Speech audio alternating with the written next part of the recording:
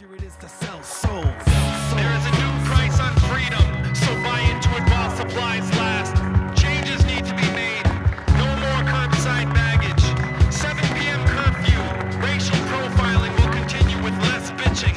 We've unified over who to kill, so until I find more relevant scripture to quote, remember, our God is bigger, stronger, smarter, and much wealthier. So wave those flags with pride, especially the white part. We're selling addictive 24-hour candlelight vigils in TVs. Freedom will be defended at the cost of civil liberties. The viewers are glued to television screens, stuck, cause lots of things seem too sick. I use opportunities to pluck heartstrings for theme music. I show you which culture to pump your... All right. Welcome to what will, I'm sure, prove to be a very special, possibly double episode. We'll see. This might be part one of part two. We don't know yet. We're not sure how long we're going to go. We should probably also start with the phrase, welcome to the grift. Welcome to the grift. It's been a week. It's been... Holy shit, has it been a week? Wow. Things escalated quickly. It was exhausting. Oh, it's been exhausting. Both on and offline. Yes, everything is terrible and exhausting. It's been a really dumb fucking week. And we'll get into it a lot, yeah. I'm sure. My shirt's green, so the screen and I are going to have some fun together. Oh, yeah, I didn't even... I'm going to be sparkly and magical. You're a different shade of green, so it's not going to be that bad. Right, but I'm looking at how I'm texturing on VC. I'm it's like I'm sparkling. It's like the flames are coming through you. Right. The hot fires of your rage. The hot fires. I mean, they are. I think it would have been funny if rage. you'd have worn a completely green shirt and you were just like a disembodied head. With just the Four Seasons logo. Just the Four Seasons logo suspended in the air. My favorite shirt. I love this shirt. It's a good shirt. It's a good shirt.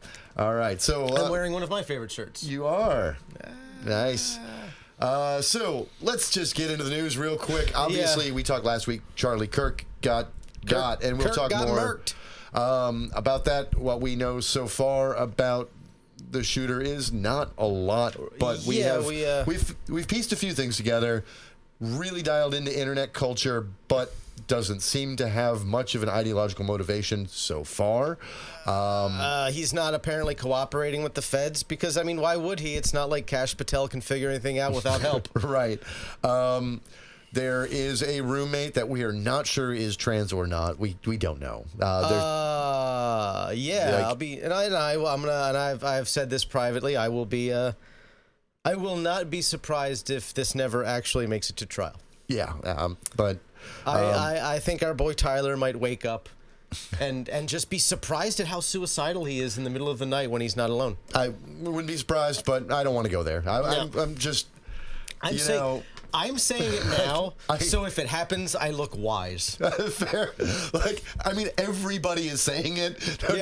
No one is going to be shocked. No. And I don't think I've ever seen a situation where, it's not the entirety of it, but across the political spectrum. Right. Nobody really believes the official story. Yeah, I've never seen that before. Now the crazy part is, the closest I can remember is, the weird fractures and how widely spread the 9/11 truther movement was. Yeah. Was similar. But, so we got text messages. Lots of people are saying nobody in Gen Z talks like that, but we also aren't paying much attention to the dynamic that he was a nerdy Gen Z Mormon in rural Utah, right? I got to say it, those of you who think you know what Gen Z talks like, you don't know what everybody talks like. It also doesn't sound like how people talk. Right. Of any age or demographic. It was weird. But from the Discord logs that we did get from Ken Klippenstein, right? These people talk like that. His friend group, talk very matter-of-factly. And just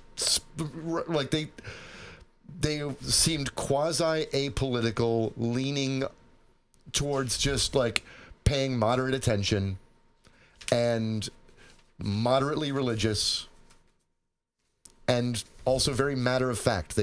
They seemed to stream of consciousness when they texted between each other. We might find out. I don't know. I don't know. That's the thing. I don't know. We might find out. Yeah, but faking these texts, if they are fake, would be stupid. It would be the metadata, as both parties, the sender receiver are alive, right? Metadata is near impossible to fake, and you would have to create a massive conspiracy to hide it. Also, like, I could also see them like not being bright enough to even think of all that.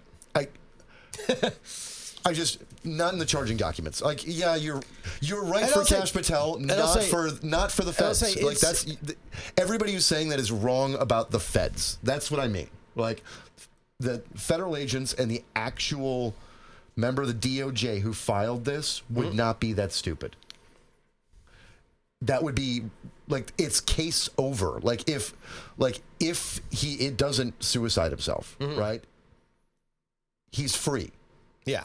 Like if they faked these texts, he's walking free. Yeah. Guaranteed.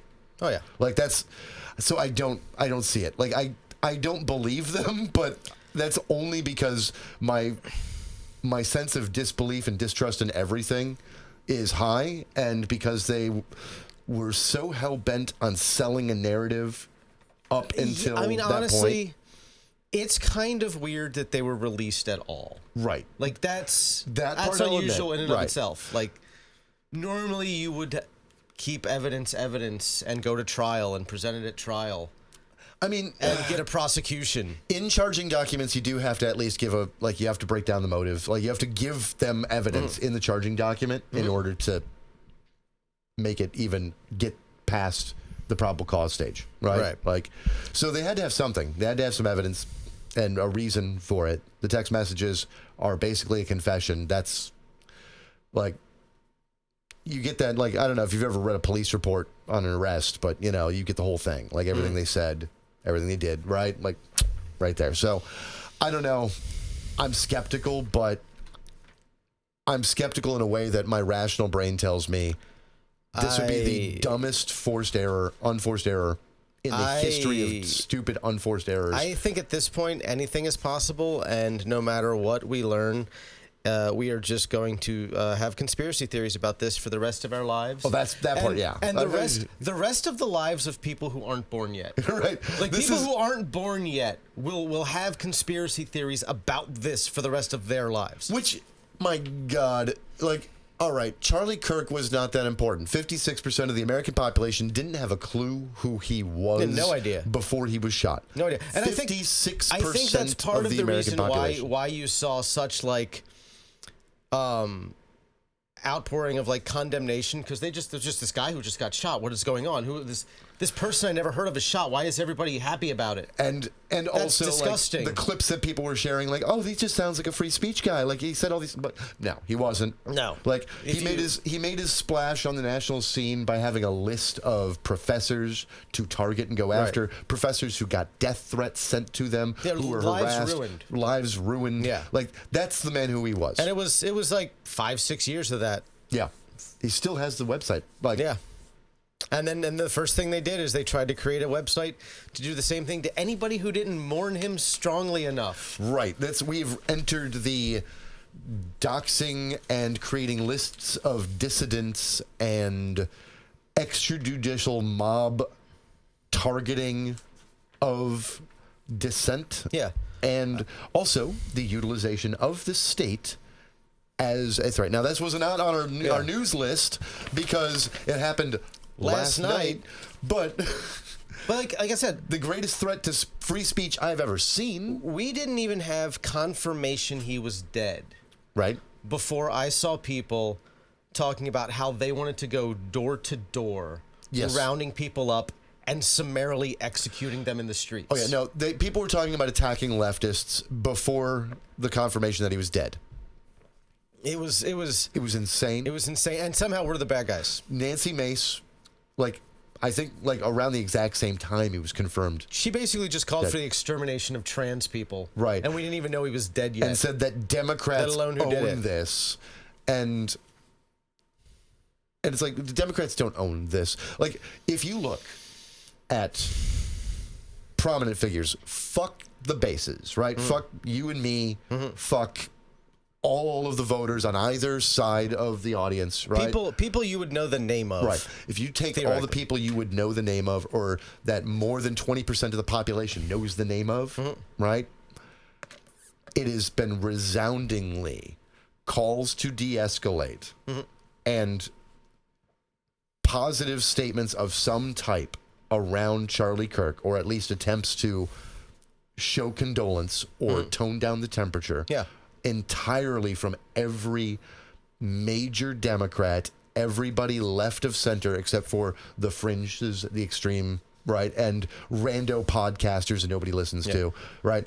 Everybody. Jimmy Kimmel. Yep. The day it happened. Right, Jimmy Kimmel, the day it happened. And so everybody left of fucking Mussolini has been trying to de-escalate this and say positive-ish things, even if they don't want to lionize or whitewash Charlie Kirk's memory, but they are saying nobody deserves violence. Political violence has no place in our society.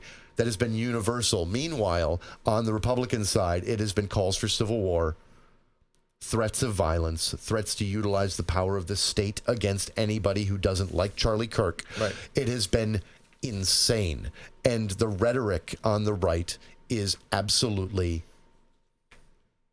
inexcusable. Inexcusable. I didn't like Charlie Kirk. I didn't like him. I don't give a fuck that he's dead. No. I don't think political violence is the answer. What you guys are doing is inexcusable. Especially when you're like only targeting a propagandist. Right. And not someone who actually is in a position of power.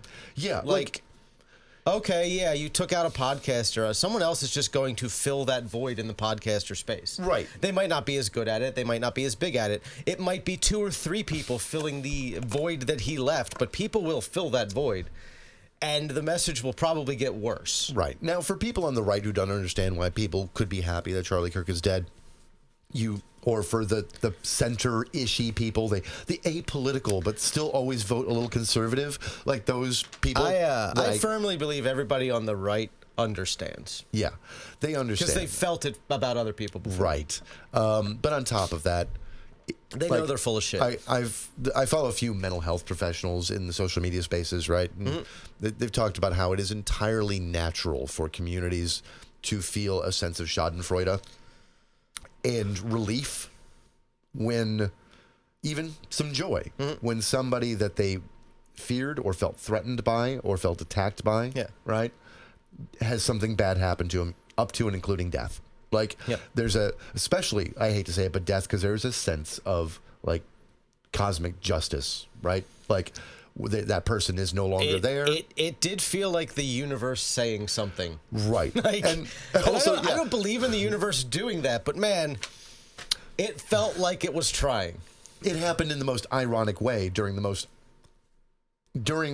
a school event while he was talking about school shooting. Yeah, like it happened in one of the most conservative states, one of the most conservative colleges, and one of the most conservative states, amongst an unbelievably conservative crowd, while he was using gun violence to promote a racist dog whistle. Right. Like and demonize trans people. And demonize trans all at once. Yeah. And then he is shot. There's a sense of cosmic irony that you cannot escape from that. It's not unlike the co-founder of Turning Point, the billionaire benefactor who helped him get it started, who was like a weirdo anti-vaxxer, right? Who didn't believe in COVID lockdowns, dying of COVID. Yeah, like it's just like that's some interesting poetry, right? Fuck Herman Cain, remember? Like, Herman Cain went like full 3 days later. Yeah. Like, and then somebody posted after his death. Oh yeah, they had that auto post that went live. Yeah, that was like downplaying COVID. Like it was so bad. Like he died from COVID, and an auto post went off like 72 hours later. Like he just came back from the fucking grave. That shit ain't real. How can you not laugh at that? Well, he's making pizzas in hell now. Right. So let's get into this week's news, the news that you missed. The news that you missed because other dumb fuck sucked up all the air. So students and members of Gen Z led a fucking revolution over Discord in Nepal. Like, that's amazing. Like, they fucking stormed the Nepalese parliament, burned it, 19 were dead, over. 2,000 were injured. The military had no clue what to do. It took a few days of negotiating back and forth between the military and like this organic, mostly leaderless group of students. They had some leaders. They had some de facto leaders. De facto leaders, but they were more spokesmen and people giving like speeches and like helping organize. But overall, it was this organic fucking uprising because the Nepalese government was authoritarian, banned a bunch of social media in a crackdown, missed Discord, and they just decided to organize an uprising over Discord. Then, like, they fucking burned the government to the ground in a week. And, it was pretty amazing. And then picked an interim prime minister over Discord. Like, they came to a consensus with somebody that the military, some members of the former government, and the students could all agree on as a temporary prime minister until they have elections. Yep. That's amazing. That's a story worth keeping an eye on. I'm very interested to see the developments. I'm really curious to see what this means for Nepal going forward. Right? Because Nepal has not had the easiest go of things the last, 100 years. Yeah, no. They've not had the easiest go of things. Not really. Like, where they're located geographically and their neighbors being fucking... Yeah. Their neighbors. They're not the easiest place to invade and also not the hardest because they've got tough neighbors next door. Yeah, they are surrounded on all sides, but they're also like in the fucking Himalayas. Right? Like and unless you're Hannibal on fucking elephant back, you're not probably getting in there too easy. And they don't have a large economy that makes them like terribly value on the geopolitical stage with everybody else. So their neighbors just kind of treat them like a little pawn next door. Yeah. It's like good on them. Let's see what happens. What else we got? Well, we were all paying attention to what was going on in Utah. Congress voted against releasing the Epstein files. Yes, it did. Again. GOP, again, blocked it. Pretty much every Democrat voted for this. It's consistently been every Democrat. And now, once again, you could say both parties are the same or whatever, but you've got the burden of proof here. Like, the evidence suggests that the Democrats aren't afraid of releasing this, even if it burns down Bill Clinton. In fairness to the GOP, according to Kash Patel, no one was trafficked at all. Yeah. It just didn't happen. The Epstein thing is insane because they could have let it fizzle, right? They could have just kept their fucking mouths shut. Right. Everybody who isn't a lunatic knew that this was going to be hard, even if they have evidence out there. I was always in the camp that it was going to be a long, difficult paper case, that there wasn't just some master list. Yeah, you're going to have to look through bank transactions and probably going through proxy banks and tracing wire transfers and figuring out who was paying who for what when, and then matching that up with victim statements to figure out what was going on and who you was have where. To have the victims cooperating. All of that not easy, right? No. A lot of the victims for Epstein are not saying anything. Some are making their own lists, but others are leave me the fuck alone. I want nothing to do with this. I just want it over with. Yeah, which fair, right? He's dead. I'm not getting justice beyond that. Yeah. So leave me alone. I want to live my life. So, which I respect. We all knew that, at least I did. I knew that was going to be a hard case to really prosecute, but that there was probably enough evidence to at least intimate that a number of powerful people were involved. Right? There's probably enough probable cause to investigate more. Right.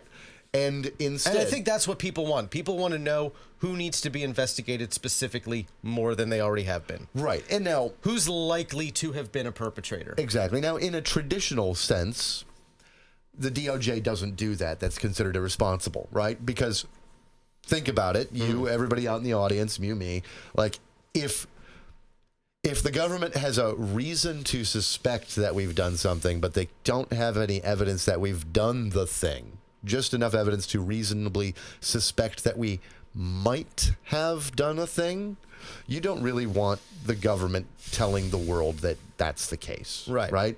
Like, we are supposed to be innocent until proven guilty. The criminal justice system is supposed to operate in such a way that, you know, the presumption of innocence exists. So the DOJ generally, up until the last 10 years where it started to have to get more irresponsible because of the bad politics, right? Didn't generally just point the finger and say, yeah, this guy over here might have been involved. We don't know. We think he might have been, though, but we're not sure. But when you get into a situation where the person most likely involved is the president, yes, and is essentially calling all the shots at the DOJ through sycophantic proxies, right, you don't have a lot of options. And that's where we've gotten into a problem here, is the louder they are about there being no evidence and there not being a case and there being no files and no evidence that anybody was ever trafficked, which that's insane. But that's an obvious lie, right? The more loud they get about it, the more obvious it becomes, wait a minute, nobody on earth was more connected to fucking Jeffrey Epstein than Donald fucking Trump. And if there's nothing there, why are you so gung-ho about making sure no one learns anything at all ever? Right? Doesn't really make sense. Which, you know, oh yeah, that's right. Doesn't really make sense. Trump is suing. I didn't even have it on here because that was another thing that just happened after I'd started collating our news and writing for this week, researching for this week. Trump is suing the New York Times for $15 billion. Billion with a B. Why? Well, they didn't endorse him. Right, because they didn't endorse him. He was in Home Alone 2. And because they reported on the letter to Epstein, which we've all but verified is real. Yeah. Like, and they're not the ones who broke that story either. No, they're not. It was the Wall Street Journal. It was the Wall Street Journal. Which is also being sued. It's so fascinating to watch Rupert Murdoch, who owns the Wall Street Journal and owns Fox News, playing both sides of the same situation. Right. Like, especially considering how much editorial control he used to exert over. Yeah, it's fucking wild to see how that's playing out. I mean, he always exerts less editorial control over the New York Times, or Wall Street Journal. Yeah, he's always done that. Now but he's also setting himself up so whichever way it goes, like, he's good. Right. He's a hero either way. Yeah. Like, he's shrewd. He's a piece of shit, and I hate him. And he's a good chunk of the reason why this country is the way it is today. But I respect the game. Yeah. But yeah, the birthday card that supposedly, allegedly, Donald Trump wrote to Jeffrey Epstein matches his signature from that time period. It's not his current presidential signature. I did not expect the sketch of a woman to obviously be a preteen girl. Right. Like, that was weird. That was unexpected. The best are people, you see an hourglass figure and you think it's a preteen girl. What's wrong with you? I'm like, bro, stop it. Stop. Like, those are less than A cups. First of all, I know some of you motherfuckers. Right. I know how you personally feel about preteen girls. Yeah. I've seen it. Right. Don't pretend I don't know what you do. Oh, man. Like, God, I loved... So you simpering little fucking Weasley motherfuckers. I know what you do. I know how many middle schoolers have seen your dick. Yeah, speaking of... I want to get a little moderately personal, because last week, while we were recording, is when things started to blow up with... Things did go a little kooky. Things were a little bananas. And in the interim cuckoo bananas. I gotta say... I saw that whole thread today, by the way, for the first time. Isn't it amazing? Yeah. I gotta say... It was called a horrific beast. Right. Yeah, and Fuck you, Cassandra. Your friends stopped talking to you because you were unbelievably racist during the BLM protests in 2020. Yeah. Get fucked. Muhammad, I know you. Like, I know you have a problem with the fact that I've dated younger women, Muhammad, so you called me a pedophile. But it's interesting. Like, I got messages from women who were like, he used to creep on me when he was 17. And I'm like, wait, everybody in this thread remembers him being creepy around young women. Yeah. Like, everybody right here that's cheering him on remembers him being creepy about. Well, I know the healthiest possible relationship is a fresh young virgin having an arranged marriage to an older man. Yeah, that's a thing he said. Oh yeah, that's right. Wasn't wasn't he on a podcast that used to argue about the age of consent laws? It was a libertarian podcast. Right. With the co-host that dated high schoolers when he was in his 30s, late 20s and early 30s. He used to he would like DiCaprio it, but he would stop at 21. Right. Like you aged out at 21. Yeah. So I really don't want to hear about the fact that I've dated some women in their 20s from you. I don't like fuck off. Everybody knows who and what you are. I was getting some shit from a guy who fucking shot his shot at a gal I was dating after she and I right, and he got rejected, and like, come on, and then there was that gal who talked about how she's always never liked our bar and thought it was a bit demonic, and I was like, your husband was banned for raping another customer, and you two like. Going out of your way to ruin her relationship. Wasn't it like her friend? Yes. That he raped? Yeah. Yeah. Don't think we don't know fucking everything about you. I remember everything. We see you, and the reason that I never engaged with any of your posts about this or any of your comments was because I don't respect you. I know who you are. I am happy that you condemn me. Because I know my flaws. Yes. I am an idiot man-child who dates young women. Spare me your booze. I've seen what you people cheer. Right. Fuck off. Like, I've also dated women in their 40s. Yeah. Guess what? I don't care if you're legal and consenting and you hit on me. Cool. Like, stop being salty that they don't slide in your DMs, bro. What we don't do is Wooderson it outside of a high school. Right? But some of them do. And that's the amazing part, especially the ones who worked at that beach bar that I don't want to name. Shall not be named, and hung out there circa like 2015 to 2017. Oh, spooky. When it was full of minors and you were all like, I know somebody in that thread who hooked up with a minor. I found out an interesting anecdote about the owner of that establishment and why he hired a certain employee. Why he hired a certain 18-year-old employee. I'm betting. It was because apparently he had when she was when they were both younger, and she was living in this area before she became famous. He had a massive crush on Gabrielle Reese, the fucking volleyball player. And he thought that this particular 18-year-old that he hired looked a lot like her, so he became obsessed because of that. Of course. And I found that out on Tuesday, and I giggled on the inside. I giggled on the inside. Like, you glass house living motherfuckers. The last thing any of you fucking people in our community need is us deciding to talk. Right. If you notice... Fucking remember that shit. If you fuckers notice, I leave your posts alone. Even when you're coming at me hard, I leave it alone. Yeah. Like, I... Generally speaking, don't say. But look at the two of us. Remember who we talk to and how much time we've spent in this community just watching and observing. I have a decade plus of remembering everything I've seen. And in some of these cases, every place I've seen it. And in some of these cases, I've got receipts. So bring it. Anyway, sorry to get too personal for the audience that doesn't know shit about it, but... No, the people who need to know will understand. Yes. The people who need to know will understand. Right. So let's go back into the fucking news. All right, I think we're at point number 3. Why don't you fill us in on number 3?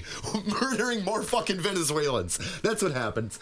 A second fucking U.S. airstrike against a fishing boat off the coast of Venezuela. A second U.S. airstrike has hit the Venezuelan fishing boat.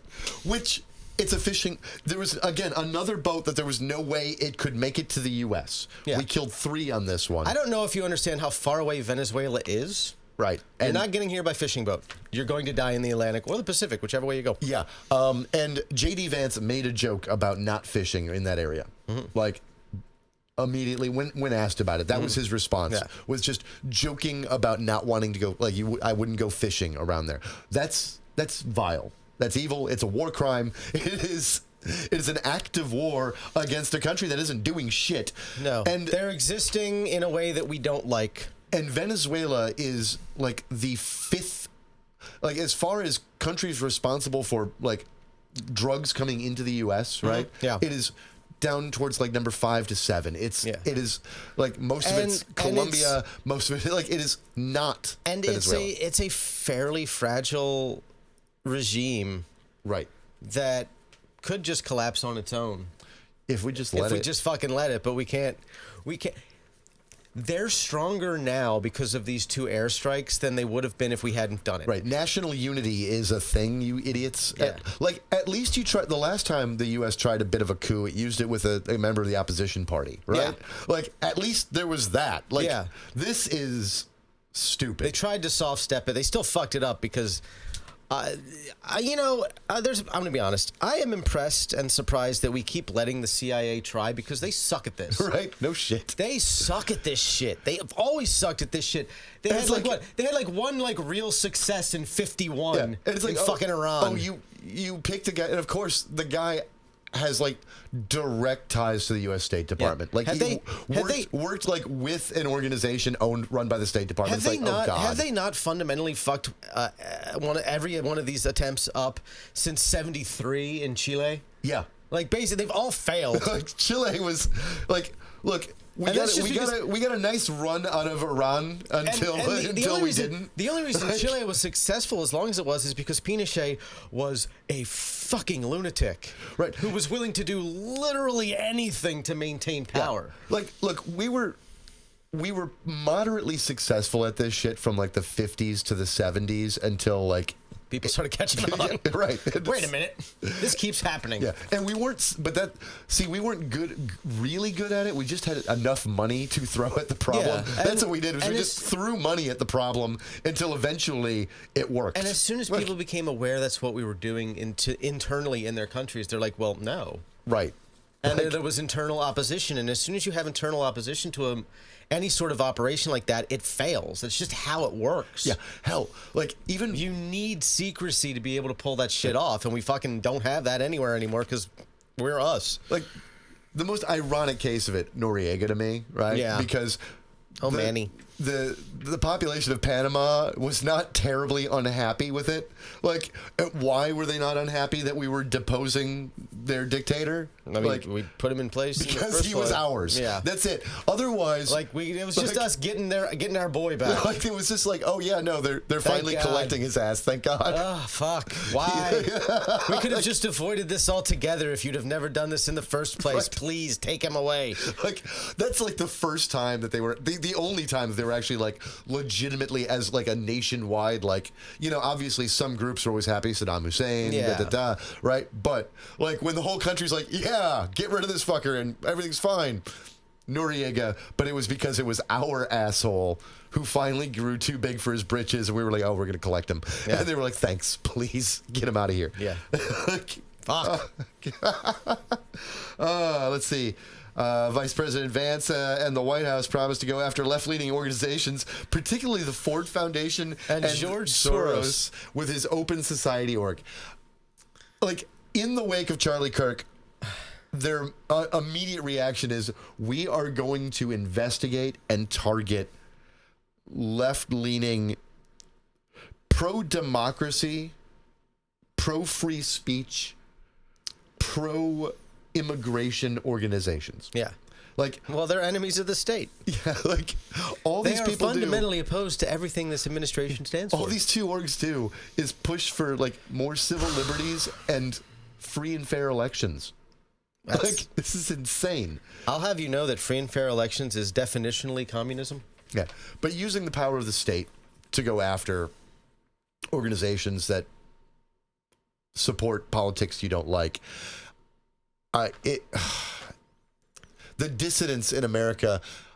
I saw that stupid, and Ezra Klein. I could slap the shit out of him these days. Yeah, I'm not a fan. There's always been things that, like, it's one of those, like, he says something I like, something I don't like, something I like, something I don't like. But as of late, he's been on one in a dumb way post Charlie Kirk. Yeah. And Charlie Kirk does politics right. Right. It was stupid. No, he didn't. No, he didn't. He was a piece of shit. But I watched that interview he did with Ben Shapiro. And that's one of those areas where, like, Klein gave him a little bit of pushback, but Ben Shapiro, the way that the right lies to itself. Okay, they're obsessed with. You remember the IRS scandal, like under Obama, quote unquote. Yeah, they're targeting conservative, like blah, blah, blah, blah, blah. And Klein was one of those journalists who had actually like looked into those and was reporting on them while they were happening. Like, here's what happened. It wasn't, the right wasn't being unfairly targeted. They kept breaking the law. Yeah, in the wake, particularly of Citizens United, there was a rush to flood the zone with new organizations that within the bounds of what it did open up. Right. Now, there are still limits. And yeah, so there's a difference between what a 527 and a 501c4 and a 501c3 can do. And, right. And it's all just tax designations. Yes. And now the IRS obviously only has so many resources. So they can't look at every single new one that pops up, especially when there are hundreds or thousands of them. But what they noticed is that there were certain patterns to the ones that were violating the laws. And so they used keyword searches for the names of these organizations. Mm-hmm. Freedom Pack, America, something. If it had a bunch of patriotic verbiage in it, right? The odds that it might be violating the law was fairly high. The odds that it was a conservative organization was like 95%. But, like, that's a them problem. They were also, like, at the time, 10 to 1 as far as the number of PACs that were popping up that were conservative versus liberal or Democrats. Just because there's so much more money on that side to throw around, because any given billionaire is most likely going to have a vested interest in the Republicans winning, just for tax policy alone. Exactly. So, like, they could genuinely care about other issues, but they're like, tax interests will override all of that nearly every time. Yep. But there's a sense on the right now, that utilizing the apparatuses of the state to target the enemies is exactly the same because Obama did it. And it's fair game. And it's like, all Obama did, and he didn't do it. It was just the IRS. The IRS. And the IRS is theoretically an independent agency. Right. Like, they're not supposed to just take orders from the president. Like, obviously the president is still in charge. That's why they're firewalled off from having information from other agencies and vice versa. Yes, there's a bunch of laws that prevent them from sharing information. You don't want the IRS being political. Mm-hmm. But one of the things they have to do is verify that groups are operating within the bounds of the law for their tax statuses. And so when you got 10 times as many conservative groups popping up, and they're violating the law at 3 times the rate that liberal groups are. Even if they were violating the law at the exact same rate, you would still see 10 times as many of them violating the law. That's just math. So that's numbers. So yes, they skimmed, they looked, and the ones that were breaking the laws they targeted. And Ben Shapiro's big mad because some of his friends got hit with tax penalties. And like that was their big fucking, oh God, you got caught, tax penalties. Yeah. That was it. Right. They had to pay some money. Right. For violating a law. And these are organizations that, based on who finances them, have essentially unlimited infinite money. Right. So we've got them coming back, and now they are going to target these organizations with the apparatuses of the government. We're in unhealthy times. Like, we just launched into that. Jimmy Kimmel, which we didn't really touch on at the beginning, but we mentioned it and moved on from it. Yeah. Last night, ABC announced that Jimmy Kimmel is being taken off the air indefinitely because of something he said about not Charlie Kirk, but about the president's reaction to Charlie Kirk. About the president's reaction to Charlie Kirk, and how MAGA desperately spent the weekend trying to politicize the murder. Right? That's what they said. That's what he said. That's it. I think the thing that probably did it was the line about the president mourns Charlie Kirk the way a 4-year-old mourns a goldfish. Yeah. And that is spot on, factually accurate, because he was more interested in his oversized Tonka trucks building his ballroom than someone who was allegedly a close personal friend being murdered. Yeah, he got asked about like how he felt and how he was doing. But they're pretty good, I think. Look at my trucks. I'm doing pretty good. See the trucks over there? We're building this ballroom. It's going to be the best in the world. Like that malignant narcissist. They've been trying to build this ballroom for 150 years, but I did it. They couldn't. I did. Look at my trucks.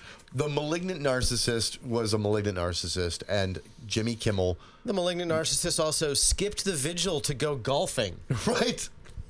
But no. RFK was out there pouring his heart out about knowing this man since 2001 when he was only 8 years old and they became soulmates. And the president was golfing instead. Like, RFK Jr. is Howie Mandel from The Little Monsters, crawled out from under his bed and said, come with me to a magical land where there are no vaccines. Like, isn't it? You can drink pee. They were drinking pee. They put pee in people's eyes. It's amazing. Holy shit. That's... Oh, wow. Like... I know he meant 2021. I know he meant 2021. Yes, but that worm ate the part of his brain that allows him to speak good and think right. But that's happening. So we have the greatest attack on free speech in the history of the Republic. Well, not the history. In the modern era. In the modern era, since Times v. Sullivan. Like, yeah, the closest we've come to this was like the height of the Red Scare McCarthyism. Yeah. And even that was much more targeted to specific industries. Yeah, and individuals, and like it was bad. But remember the Communist Party? You remember the Communist Party? Communist Party. Well, one of them communists. Which, you know, in a bit we're going to get into my theory about how everybody is a new Lyndon LaRouche. Yeah. It's thousands of them. All right. Stephen Miller, of course, vowing revenge for the death of Charlie Kirk. I feel like over and over again on television, like repeatedly, and even he's getting corrected in real time about facts, and he's just like, no, I don't care. I don't care. It's the radical left, and we are going after them. I mean, in fairness, he has been chief of staff. He has been vowing revenge since that big booty Latina said no 30 years ago. You get turned down by one big booty Latina in high school, and you become Stephen Miller. Everybody else's fucking problem. And I'm not blaming the big booty Latinas out there. Girl. You keep doing what you do. Don't fuck the Stephen Millers of the world. Don't fuck a fascist. Just don't. It's gonna hurt them real bad. Take pride in how much it's gonna hurt them. They will fucking literally become Stephen Miller over it. Yeah, Brian Kilmeade. How has this been one goddamn week? I don't know. Brian Kilmeade literally says that we need to round up and forcibly euthanize homeless and mentally ill people. Involuntary lethal injections. Kill them all. Direct quote. Direct fucking quote. That we need to euthanize these people. Give them lethal injections. It takes 4 days for him to issue a tepid apology, and the man still has a job. Yeah. And guess what else happened? 2 mass shootings in Minneapolis at homeless encampments a mile apart. We still haven't caught the shooter. Yeah. Right? Is it 8 dead? I believe. I don't. 13 injured, 8 dead total, something like maybe. that. They were all in the hospital last I looked, so I haven't gotten an update on it. Like, that's insane. Yeah. I wouldn't be surprised if I mean, there were 2 lynchings in Mississippi, and I wouldn't be surprised if the unhoused white man was because of something like this. Trey Reed is an entirely different story. I will never believe he committed suicide under any circumstances. That doesn't make any sense. While Charlie Kirk was, you know, the story had come up, like when Charlie Kirk was assassinated, within hours of the shooting, HBCUs, 4 of them, were sent death and bomb threats. To the point that they went into lockdown. Yeah, they went into lockdown. And it seemed to be directly related to Charlie Kirk's death. Right. Like, directly related. Well, I not mean, out of the blue. You had a whole march of fucking dipshits chanting, white men rise up. Yeah. In hours. Like, later that people. day. Like, again, some of this shit was before we even knew for sure he was dead. Neo-Nazis marching through fucking California. Yeah. Like, in the day after. It was interesting that the neo-Nazis showed up and, like, they got along so poorly with the people who were there for the vigil that it, like, almost became a riot amongst the right. Yeah. Which is a beautiful fucking... that's how it goes. That's how it is with those people. Because, and we'll get into this more later, this is just an aside for now, MAGA doesn't understand how not right-wing they are compared to the far, far right in this country. Yeah. And they never will. They think they are as right-wing as you get. They're not. And that's left them open. They have... From the right to some very, very, very stupid and or unsavory people. And the ideas that keep creeping into the right, like, as our Overton window shifts, it's ugly. We'll talk about that in a bit. But the added benefit of our new coordinated anti-free speech campaign, of course, is that the military is also going through purges. Like, Hegseth is targeting soldiers who said bad things about Charlie Kirk or weren't sufficiently sad that he died. I mean, some of the people who've been targeted simply quoted Charlie Kirk verbatim without commentary. Yeah. I forget her name, the woman who was fired by the Washington Post. Yes. She just quoted Charlie Kirk and put his name, and that got her fired. Yeah. The Washington Post fired a reporter who quoted Charlie Kirk. I want you to ask verbatim. yourself why we're not allowed to quote him.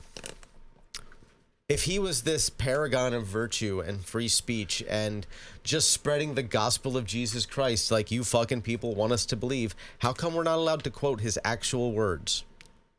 And also, two things about the phrases cherry picking and out of context.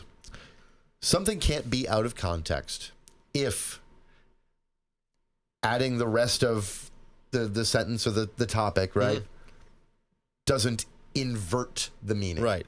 Especially the meaning has to invert. It has to mean something completely different, right, or the opposite. And it certainly can't make it worse. Right. Which it very often does with him. Yeah. Because it's like, oh, it's not just you said a racist thing. It's like you said a racist thing in order to push a specific racist policy position. Yes. Like that's worse than just being racist. Yeah. And sandwiching it in things like, I don't want to think that black pilots are unqualified, but DEI makes me think they're unqualified. I have a hard time understanding. Doesn't help you. I have a hard time understanding in what sort of context someone saying that there are roving gangs of blacks hunting white people in the streets every single day isn't fucking racist. Right. There's no context. That's something he just said. Right. There's no context that helps that. Let me say this. When the phrase roving gangs of blacks comes out of your mouth, not a good thought process led up to that. It's not healthy. Unless you're talking about a really bad racist B movie from the 1970s, right? Some of which are very entertaining. Right. I'm not going to lie. But unless you're talking about the plot of a B movie from the 1970s that uses like race as a proxy. If the film doesn't involve Charles Bronson murdering a bunch of minorities. Right. Oh my God, yes. Right. Like, one of whom is Jeff Goldblum. If you go back and you watch The First Death Wish. Oh. One of the three thugs that attacks his wife and daughter. Jeff Goldblum, and like his first film role. That's amazing. Playing like gang leader bandana. I don't know. He wore a fucking red bandana. He was so ethnically ambiguous back then. Yeah. Like, yeah. He's one of those weird motherfuckers who's only gotten better looking the older he's gotten. I can't believe he's like 72 now. He is 72 years old. He's fucking gorgeous. Like, he can doesn't make sense. I'm jelly. Yeah. But he's the Helen Mirren of dudes. What what is wrong with these people in this country? So much. so much. I can only laugh like at a certain point, because what are you supposed to do? Like I could scream and I could rage, and sometimes I do, but it's like what am I supposed to do with any of this? Right, and you can't tell me I'm cherry picking Charlie Kirk. Like, look, cherry picking is when like you could find a few things he said that you like sound like a little bit off, but not so bad, right? This guy left a bushel of cherries just lying all over the ground for us to pick up. And it's like, why are you ignoring all of these beautiful cherries? Like, do you see all of these cherries everywhere? This is, I think, a cherry farm. I'm cherry picking at a cherry farm because every single day it's a sweet, delicious, racist cherry. Like, just because people kept telling me how great he was, and or saying other things, and because there were weird anti-Semitic conspiracies about how the Jews got him or whatever. Yeah. Right. I mean, there's always weird those. I wouldn't listen to like the last 4 fucking episodes of his podcast. I'm sorry. All 4, beginning to end. Every single one, he said at least 2 things that could be considered racist, right? And 1 thing that could be considered sexist. Here's my challenge. And like 1 thing that's like religiously intolerant in every single episode. So like 4 things that like at best would be mildly offensive to somebody. Here's my challenge. Best. Here's my challenge to anybody who says Charlie Kirk wasn't racist. I want them to tell me what racism would look like. What is racist to you, if not him? I swear to God, these people only think. Tell me what racist. Is it only specific slurs in specific context when you're wearing a white hood? Is that what it takes to actually be racist? Do they have to be standing on their lawn, burning a cross, screaming the N-word? Yeah, is that the only? Because I understand why you're fucking morons if that's the case. Right. Your inability to fucking understand anything, and I know most of you genuinely don't understand that you're racist. Y'all motherfuckers would actually genuinely believe you're not. I get that. You're just wrong. You would read separate but equal as a positive. Yeah. Like, oh yeah, I mean that makes sense. Look at all the stuff they get just to themselves. Isn't that great? Look, that's amazing. Oh yeah, that can't be racist. It's separate but equal. We gave them their own swimming pools and everything. Right. Like, I would love to have my own private water fountain or part of the bus that I was guaranteed seating on. Fuck you. You're right. You know better. You all know better, but you don't want to know better, and that's why I hate you all. I'm not even, like, I got a lot of hate to give, and it's for you people. Get so much hate for you, but I'm trying. I do. For those of you who like are genuinely just like not quite understanding and like want to not be terrible people, want to not be racist, want to understand where I'm coming from, want to get along with your fellow man, I try to give you grace. Like, if you ever have a conversation with me in person and you want to just understand my point of view without screaming or going crazy, we know people. I'm always open for it. We know people personally who are not bad people. Right. Who have very dumb fuck, uninformed, conservative beliefs about the world. Right. Because they've just not thought deeply and not had things explained to them in a way that they could wrap their fucking little brains around. Yeah. The people trying to dox us, you're not on the list. No. But everybody else, like, there's lots of you out there. I would love to have conversations with you. Just as another aside here, look, if you're going to come at me and you're going to be like, you're satanic, I'm not going to be deeply offended by that. No. No. I am 46 years old. I would say I have spent 35 of those 46 years cultivating this right aesthetic and being this guy. Like, you're satanic. I had a cult in the 8th grade. Yeah. We've talked about this before. People killed animals in my name, and I wasn't even there. I was like a Charles Manson for fucking wild cats and squirrels. I didn't even know it. I'm not offended by that. Like, no. I don't believe in your magical sky daddy, and I don't think you do either. No, like, I mean, that's all I know is. I think you just like that it makes you feel powerful and special. Like, I don't think you actually believe in your sky daddy. If we're going based solely on aesthetics alone, which is all you can do in this situation, Satan looks cooler. Oh, yeah. Way cooler. Better fashion, better music, better movies, better vibe. Fun. More fun. He's not going to tell me who I can't fuck. Right? Like, you know, I wouldn't even be surprised. You get to hell, and he's like, yeah, no, we're pretty chill here. We just, we don't want to oversell it. Right. Like, we don't want everybody storming the gates to have a good time, but, I'm not going to do that asshole's work. Right. Turns out. Fuck that guy. Turns out heaven is actually just a place for the most, like, boring, uptight fucking religious weirdos. The like, last thing I want to... they're upset that none of their wives and kids are there. The last thing I want to do is spend eternity with evangelicals. Right. Like, No. Evangelical America, I would never want to spend eternity with you. I don't want to spend like an afternoon with most of you motherfuckers, let alone eternity. 5-minute conversation makes me want to put a bullet in you. Like, or myself. So. Or both. Or both. Yeah. Sometimes both.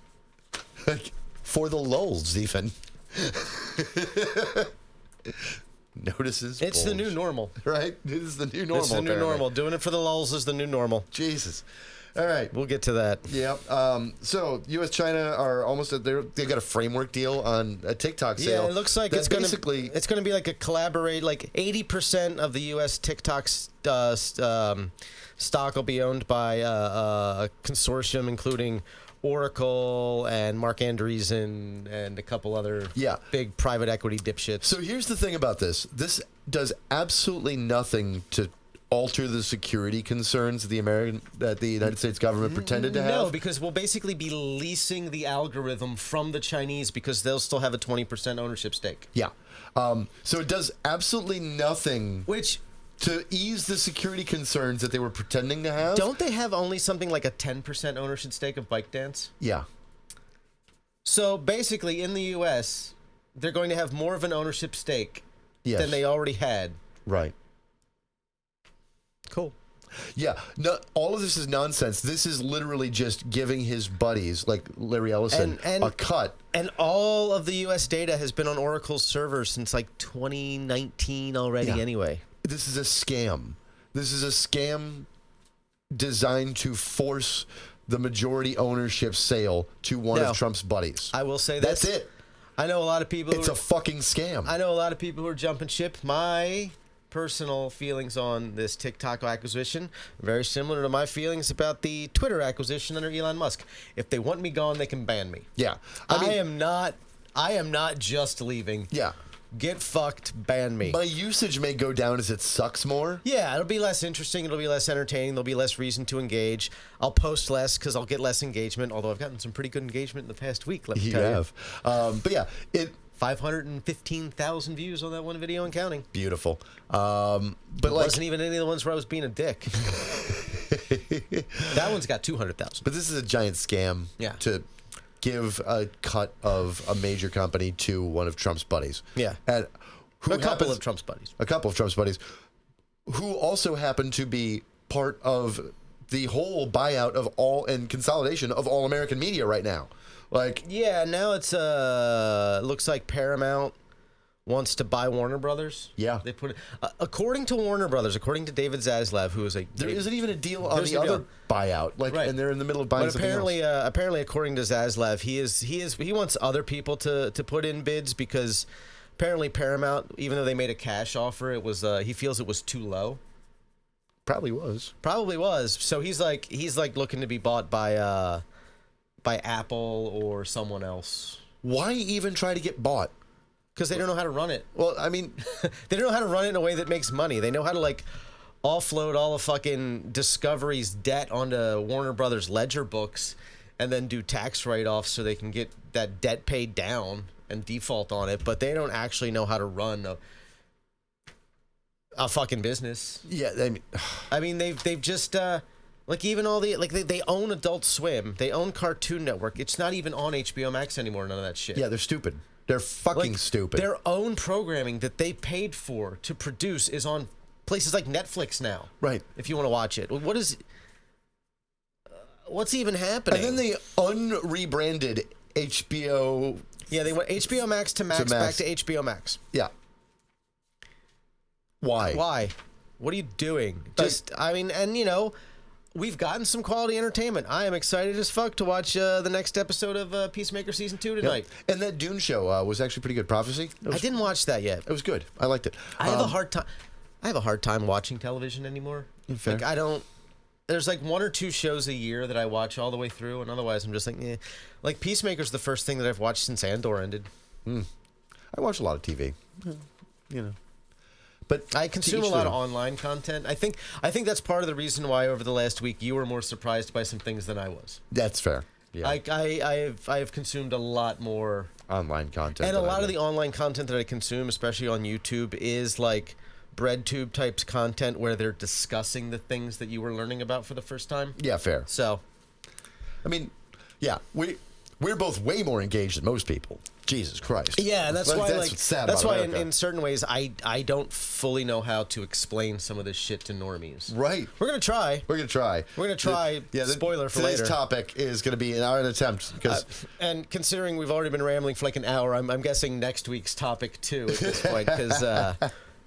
We got to do all the backstory and all the history before we even get to what's going on now. So, man, Kash Patel dropped the ball badly. That's all I really want to say about that. Like it's what he does best. Idiot.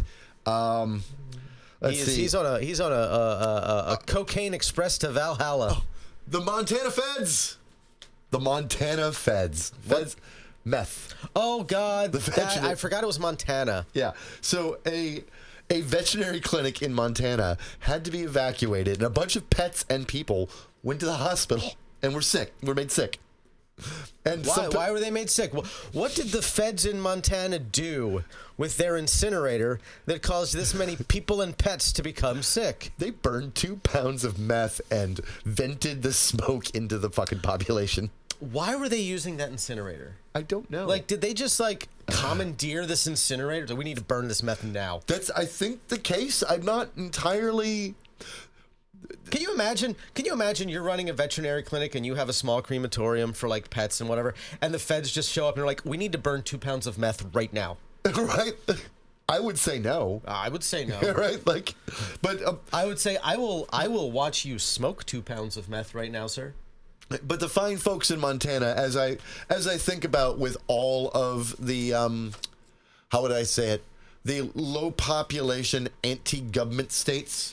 They are the biggest bootlickers on earth that pretend that they aren't, right? So yeah, Montana be like that. So they're like, feds show up and say, we need to commandeer your thing. And they're like, our patriotic duty. Yes, Daddy. Go ahead and fuck my life up and get me high on meth. 2 pounds. 2 pounds? 2 pounds. That is a lot of fucking meth. That is just under, that's like 908 grams. Yeah. That is a lot of fucking meth. And yeah, so a bunch of fucking dogs got the zoomies. I wonder if it was like that bit in History of Little Part 1 where they're burning the giant joint and they're just circling around. Were there just federal agents circling around the incinerator getting fucking tweaked to hell? I am Heisenberg. Oh my God, this is why these people do this? I fucking love this. Because, I mean, meth does feel good. Like, I can imagine. Until you're hooked on meth. I can imagine. Just got a whole bunch of veterinarians to go, oh, this is nice. It's not like there's fuck all else to do in Montana. Just made a bunch of fucking meth heads. You smoke meth and you build bunkers. You do fucking paramilitary goddamn exercises in the woods. Right. To fight a tyrannical government that you're going to vote for later anyway. London is so stupid.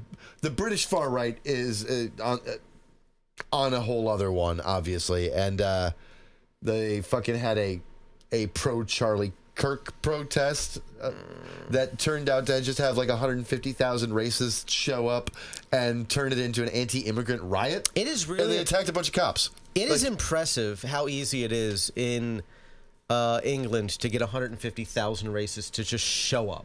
Right. Like, we couldn't do that as well here. I know. Like, we got plenty of racists. Right. Getting them to show up is hard. Getting 150,000 of them to just show up. Yeah.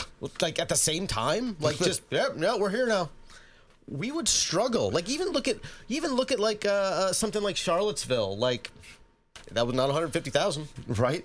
Yeah. 26 police officers were injured. And that was planned for months. Like, the leader of the whole thing was fucking Tommy Robinson. Oh, he's a fucking idiot. Yeah. Football hooligan, fucking mortgage fraudster / one-time illegal immigrant to the United States. Yeah, I mean, at least we can take some heart in knowing that every remaining Screwdriver fan got arrested at once. And Elon Musk dipped his fucking toe in it and, like, encouraged them to, like, riot, like, coming off as a fucking idiot on Twitter. God damn, I hate. He also said he was going to make sure Grok didn't say that the right wing was more prone to political violence than the left wing anymore. Yeah. We're going to fix this. Like, I'll fix this immediately. Every piece of data says so. Every single. It is 76%. Since World War I ended. Right. Like, before that, yeah, you had some anarchist and socialist and communist violence. Mm-hmm. Some factory owners were bombed. Like, it happened. Right. You know, you had Pinkertons fighting miners. I give you until World War II. But for the last 80 years, yeah. the right wing has had essentially a monopoly on political violence, because even the political violence that has come from the left has almost been like radical environmentalist groups doing property damage to like logging equipment and shit like that, which isn't real violence. Yeah. So political violence, it's like 76% has come from the right, or 73%. Yeah. 73% has come from the American right wing. Okay. Now, of that, what's funny is 18% has come from radical Islamic fundamentalism, right? In the United States. And a huge chunk of that was one day. Right, a huge chunk of that was one day. But like 18%, okay? Now, the funny fucking thing about that is like, it's different from our right, but it's right wing. It's not left wing violence either. Like religious fanaticism is inherently right wing. Right.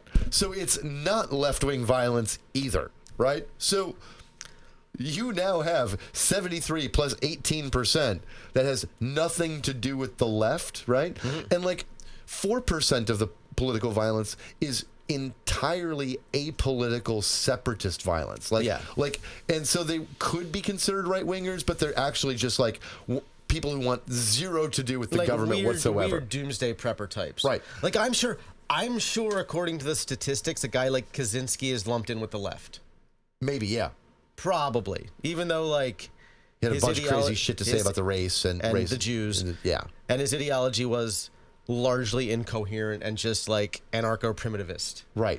And I don't know if you know this. I don't know if you know anything about the anarcho-primitivists. They're the people you should take least seriously of any group of people. Even less so than the ANCAPs. And what's wild is, I mean, Kaczynski, his manifesto does get onto some things. Like, there's some points where you're like, oh, yeah, that makes sense. You know what, though? The technological alienation, you're right. You know what, though? Even Osama bin Laden in his letter to America made a couple of good points. You're right. Like, and then it was, and we must destroy every Jew on the face of the earth. And like, whoa, wait a minute. Oh, there we go. You will become part of the new caliphate, America, and you will fucking like it. No. Pass. But yeah, why won't TikTok let us share this? Why won't TikTok let us share his message? Why do you want to? Like, I mean, it's funny. Like that for me. It had some great points. That for me, that saga when it happened like 2-3 years ago. That's where like America bad brain rot peaked for me, and I'm like, are you fucking serious? Right. Like Osama bin Laden. I can't believe Barack Obama martyred him like that. They took doing a hagiography on fucking Osama bin Laden. God damn. I shouldn't be surprised the way we're talking about Charlie Kirk if we're gonna fucking beatify Osama bin Laden. Yeah. Oh, Israel bombed Qatar. I forgot about that one. Oh yeah. Yeah. They killed the lead negotiator for Hamas. Just killed him. Like, well, they weren't going to negotiate anyway. So but they were in the middle of negotiations. Were they though? That's what they claimed. Were they though? And of course, the U.S. Basically seemed to approve it. That's an escalation. We have not seen that. Qatar usually gets left alone because Qatar does usually get left alone. They basically play the Switzerland of the Middle East, right? Like, they don't get involved. They negotiate. They want to be left alone and sell oil. Yep. And they basically act as like the peacekeepers of negotiations. Yeah. Like we will talk to everybody in this area. Yeah, that's why like the overwhelming majority of Hamas's leadership was in Qatar. Mm-hmm. On October 7th. Yep. You know, we got completely. We didn't even talk about it last week because the Charlie Kirk thing. Huh. The Evergreen shooting in Colorado. Oh yeah. Yeah. Same day. Pretty much the same time. Yeah, almost concurrently. Completely buried in the news. There was a school shooting, and in Evergreen, Colorado, the shooter was a Holocaust denier. Avowed neo-Nazi. He had shared posts by Hitler. He was actually the FBI, an extremist, an organization that monitors extremism on the internet, warned the FBI about this kid back in July. He was on their radar since July. Wasn't he also like a big Harrison Klebold fan, if I recall? Yeah. And this is important. We don't talk about this. Mm-hmm. Columbine. Right. We have... the kid talked about Columbine. He was obsessed with it. In popular culture, when you hear about people talk about why Columbine happened, you hear that it's like they played video games, they listened to music, and they hated Christianity, so they targeted Christians. No. They were just huge fans of Adolf Hitler. Yeah. They fucking loved Hitler. That's why they did it on his fucking birthday. Right. And now I will say that those two kids were also pretty badly bullied. Yeah. Right. Like they... But also, they also bullied other people. Yes. Then they turned into bully. Like the whole scenario, it is all about a failure of society and adults to reach out to these kids and teach them better. Yeah, right? like, all right. That's what happened. If you are not comfortable with having difficult conversations with your children in, like, a non-combative way, you should not be having children. Right. Like, that is part of the fucking deal, is you're going to have to talk to your kids about shit that you're uncomfortable talking to them about, that they're uncomfortable talking to you about. You need to be able to have an honest, open, non-confrontational conversation about all kinds of shit. And if you can't do that, don't breed. And if your teen kids are starting to get some fucking crazy ideas, you really need to sit them down and have a fucking conversation with them. Yeah. A firm, not mean, not brutal, but a firm, like direct conversation with them about what is right and what is wrong. Find out why they believe what they believe. And knock it down. But knock like, it down don't systematically. You don't have to be confrontational No. or angry or yeah, I'm not saying yell at them. I'm just saying you have to sit be their able asses to down. be like, hey, where'd this come from? Yeah. Explain it to me. And help me understand you. And then do everything in your power to fucking fix and then shit. then tell them where they've gone wrong. Say, hey, look, you're 14. I know everything seems fucked up. I know you're lonely. I know you're sad. This is not the answer. Speaking of which, you know what the answer is? I'll show you the fucking answer. This is the goddamn answer. We need more young men to pick up Satanism. Sorry. Pick up an electric guitar. I want you to learn to play this. I want you to get yourself one of these, and I want you to learn how to play it. I want you to write some songs, because it'll do a couple things. One, you'll be able to like express yourself emotionally in a way that you don't feel uncomfortable about. And two, you can be a fucking chud of a ghoulish-looking motherfucker, and chicks dig this. Fair. Chicks dig this. All right. That's fair. It's my PSA for right now. But speaking of Columbine and society after, 20 years ago, it was an average of around a dozen or less school shootings a year. Okay? Mm-hmm. There was approximately one a month-ish, give or take. And some years less, some years a little more. I know I never had to do an active shooter drill in high school. But it was... So they were incredibly rare, and then after Columbine, they started to increase, but they were still rare. And now they were a national tragedy. We were talking about them all the time because they were happening every month, but they were just happening once a month. Right. In the last 3 years, there have been more than 80 per year, 3 years running. That's a problem. That is a problem. That's a problem, and it's... And now I'm not talking about mass shootings as in gang violence. We're talking shootings at schools. Yeah, we're talking about shootings at schools. Because if you're talking like the broadest definition of mass shootings, which is like I think 4 people or more at a time, the numbers are ridiculous. Like, the numbers are so high, it almost becomes meaningless. You're like, we might have too broad of a definition at that point. Because, like... Yeah, but I mean, it also makes sense because it does include gang violence and other things. Right? I have a hard time... When I hear the phrase mass shooting, I don't think of somebody... No matter how many people they do it to, I don't think of them as like, I hate this person, I'm going to kill them. Right. Like mass shooting implies a kind of indiscriminatoriness to the violence. Yeah. And now, like, look, some guy walks into his former workplace and starts shooting and only hits 2 people. I still consider that a mass shooting. It was an attempted mass shooting, at least, yeah. Right. But so that kind of violence is way up. And, and 80... While all other forms of violence are down. Right. Like... Every other thing about violent crime rate has plummeted over the last 30 years, except for that, which has skyrocketed, which is the sort of thing we should be studying, but we're not allowed to. Right. Like, we're not allowed to ask why this is. Yeah. Really. And it's... And I'll be honest, I don't think we're not allowed to ask it because they think that it's a problem we can solve with gun control. I think they don't. We're not allowed to ask it because it's very apparent that it is a cultural...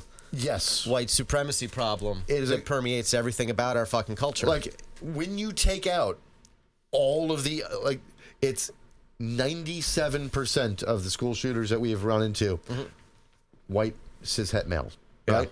Yeah. 97% of school shootings, white cishet males, okay? There are a grand total of, 5 that might be trans? Right. 93% of all mass shooters across the spectrum, white males. White males. It's a white male thing to do for some reason. Yep, it is a white male thing to do. It is predominantly from the lower to the upper middle class in that zone, right? Yeah. Like a middle class phenomenon. Yeah. It is predominantly non-dense urban. It can happen in urban areas. Suburban and rural is more common, though. Suburban and rural is more common. Now, it does happen in big cities, but not so much. Not with the way we talk about violent crime in the cities. Right. Like, you would think that with the way we talk about our cities, especially our inner cities, you would think that there would be an absolute epidemic of inner city, high school mass shootings. And that is the exact opposite of the case. Yeah. Because here's the thing about inner city violence. It's entirely rational. It's all entirely poverty driven. Yeah. It is driven by poverty, economics, and the economics of black markets, right? Like, and it's like gang violence is actually just state violence without the state. And they're it's territorial violence by non-state actors acting as a government. It's almost entirely unplanned violence of opportunity. Yeah. Like, in the instant you had the option of doing it and you decided to do it, it wasn't pre-planned. Like, there's not a lot of forethought that goes into the kind of violence that you tend to see in cities compared to outside of them. Yeah, but like gang violence, like one of its fundamental differences is that you're failing to understand that the gang is operating as a quasi-government.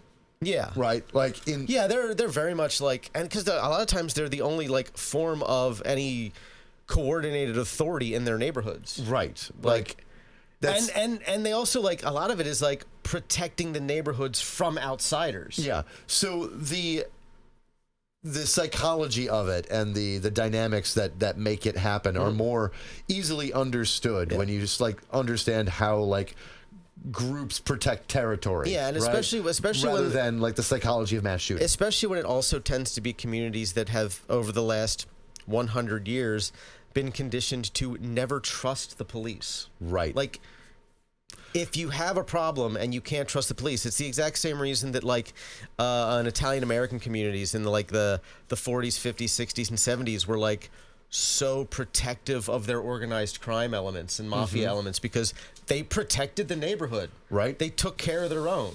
Like, they might shake you down for protection money. Obviously, like they were wrong. They were not doing good. But they were the only people who might be looking out for you. Yeah.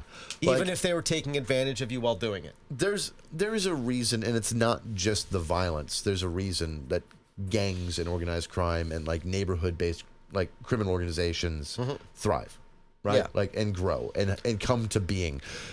And Like, and there's a reason that they don't crop up in outside of those types of communities, and it's not race. Like, it's not inherent to race like a lot of fucking Charlie Kirk types would tell you. Yeah. Right? It is inherent to the socioeconomics of a neighborhood being abandoned by the system, right? Mm-hmm. And oppressed by the system, needing to turn to other places. Like, because guess what? Gangs wouldn't crop up if they were afraid of the... Like, you don't have gangs crop up in the suburbs because, like, the cops will shut it down. Right. Like, and it's fascinating to me. Like you want to talk about a fucking like two mutually exclusive ideas that a guy like Charlie Kirk would proffer all the time. Mm-hmm. He would always talk about, like, you know, how prevalent black on black crime was. Right. Like, it's black on black crime, while at the same time talking about how there are roving gangs of blacks hunting white people for sport. Like, right. It's an either or kind of thing. And also opposing any type of policies designed to improve the financial situation of those communities. Yeah. Like, you know, like, that's the Ben Shapiro's one of the most guilty of it because he views everything as like this, like, zero sum, you're responsible for everything that happens to you game. Like, urban crime in particular can be solved with good economic policy. Like, it just because it's mostly crimes of desperation and opportunity, and when you take away the desperation, the opportunity doesn't mean anything anymore. The risk you put yourself in to commit the crime is far outweighed by, like, not doing that and having opportunities outside of doing the crime. Like, exactly. it just fixes itself. Like, it's all socioeconomics, not all, like, but 80-90% socioeconomics. We would watch crime plummet if we actually dug into improving the lifestyles of most cities in America. But when you have communities that do have, in a lot of ways, especially for people who aren't on their own yet, like, unlimited opportunity, and you still see violent crime, like, that's a different kind of crime. Right. For a different reason, and you have to address it differently. Yep. And that reason seems to be in American schools: white supremacy, toxic, like, I hate to, because you always get the assholes out there, but a toxic form of masculinity. Yeah. Right. And I, just so everyone's clear, not all masculinity is toxic. No. There are very positive forms of masculinity. But a lot of us very were not healthy and will make you a happier fucking man if you fucking do it. A lot of us were not socialized well. Even the two of us, we have our fail points because of our generation, the age in which we grew up in, and how they socialized boys our age. Yeah. Like, and the we lead have poisoning. Problems. Like, And the lead poisoning. The lead poisoning, yes. 3 to 5% dumber and meaner than we would be otherwise. Imagine. I want you to think about what this podcast would be if we were 3 to 5% nicer and smarter. I bet we'd actually have 100 subscribers already. I don't know. Doesn't controversy sell? Isn't that supposed to be the thing? I don't know about YouTube, but I know on TikTok, if you piss people off, you get a lot of fucking views compared to if you say something nice and positive. Right. Because I tested that on purpose. You did. All right. His fucking Donald Trump is going to send the National Guard to Memphis, apparently, and then maybe Chicago. Tennessee. Yeah. Which, I mean, I guess it is, at least it's a red state, kind of, but Memphis, voted blue as fuck. I don't understand. Like, I mean, I do, but I don't. I know it's all testing the waters to get us ready to just accept that he can send the National Guard. Here's what I don't understand. Here's what I don't understand with this testing the water shit. Like, he's just going to do it anyway. Right. Like, why test? I honestly think that it's a Stephen Miller idea, that we do this and we keep doing it so that we normalize the idea of it, so that when we take actions that are going to upend the way elections work, or strip people of their rights in ways that are beyond this, like, chipping away through executive authority, right? When it's not just brown people. Right. When it's really fucking the system, or, right? Yeah. Like, we'll be so immune to, like, being shocked by the National Guard being in the streets when we're protesting, right? Yeah. That's what I think. And we'll be immune to them just Kent stating people over and over again. Right. Like every city can be its own Kent state, like once a month. Speaking of fears of that, Hispanic Heritage Month celebrations around the country are being scrapped, postponed for fears of ICE raids. Just before I picked you up, I read that the Hispanic Heritage Parade in Savannah, Georgia, was canceled because of that. Wow, that's. Speaking of Georgia, that which is next on our list, Trump finally figured out that, oops, he negotiated for technical experts to come into these deals, and we deported or arrested a bunch of people here, like opening a fucking factory. Yeah, on his request, he finally figured that out, and is now like begging companies to send experts. Like, they still risk this kind of crazy action from ICE. Yeah, no one can trust us. Right. I don't understand why that's difficult to understand. Yeah. Like, I'm just, you can't, if I did this sort of shit in my personal life to people, I would not expect anyone to trust me. No. I would not be surprised when people stopped trusting me and it got harder for me to grift people this way. Yeah. Like, I would probably move on and try to figure out a new grift. Yeah, I'd probably move to a different fucking country. Because I'd be out of people to piss off. We know people who like left the state because of that shit. It's like, well, I burnt every bridge here. It's time to go burn a bridge everywhere else. Yep. Some of them have Facebook groups across the entire Southeast about how they beg for money all the time.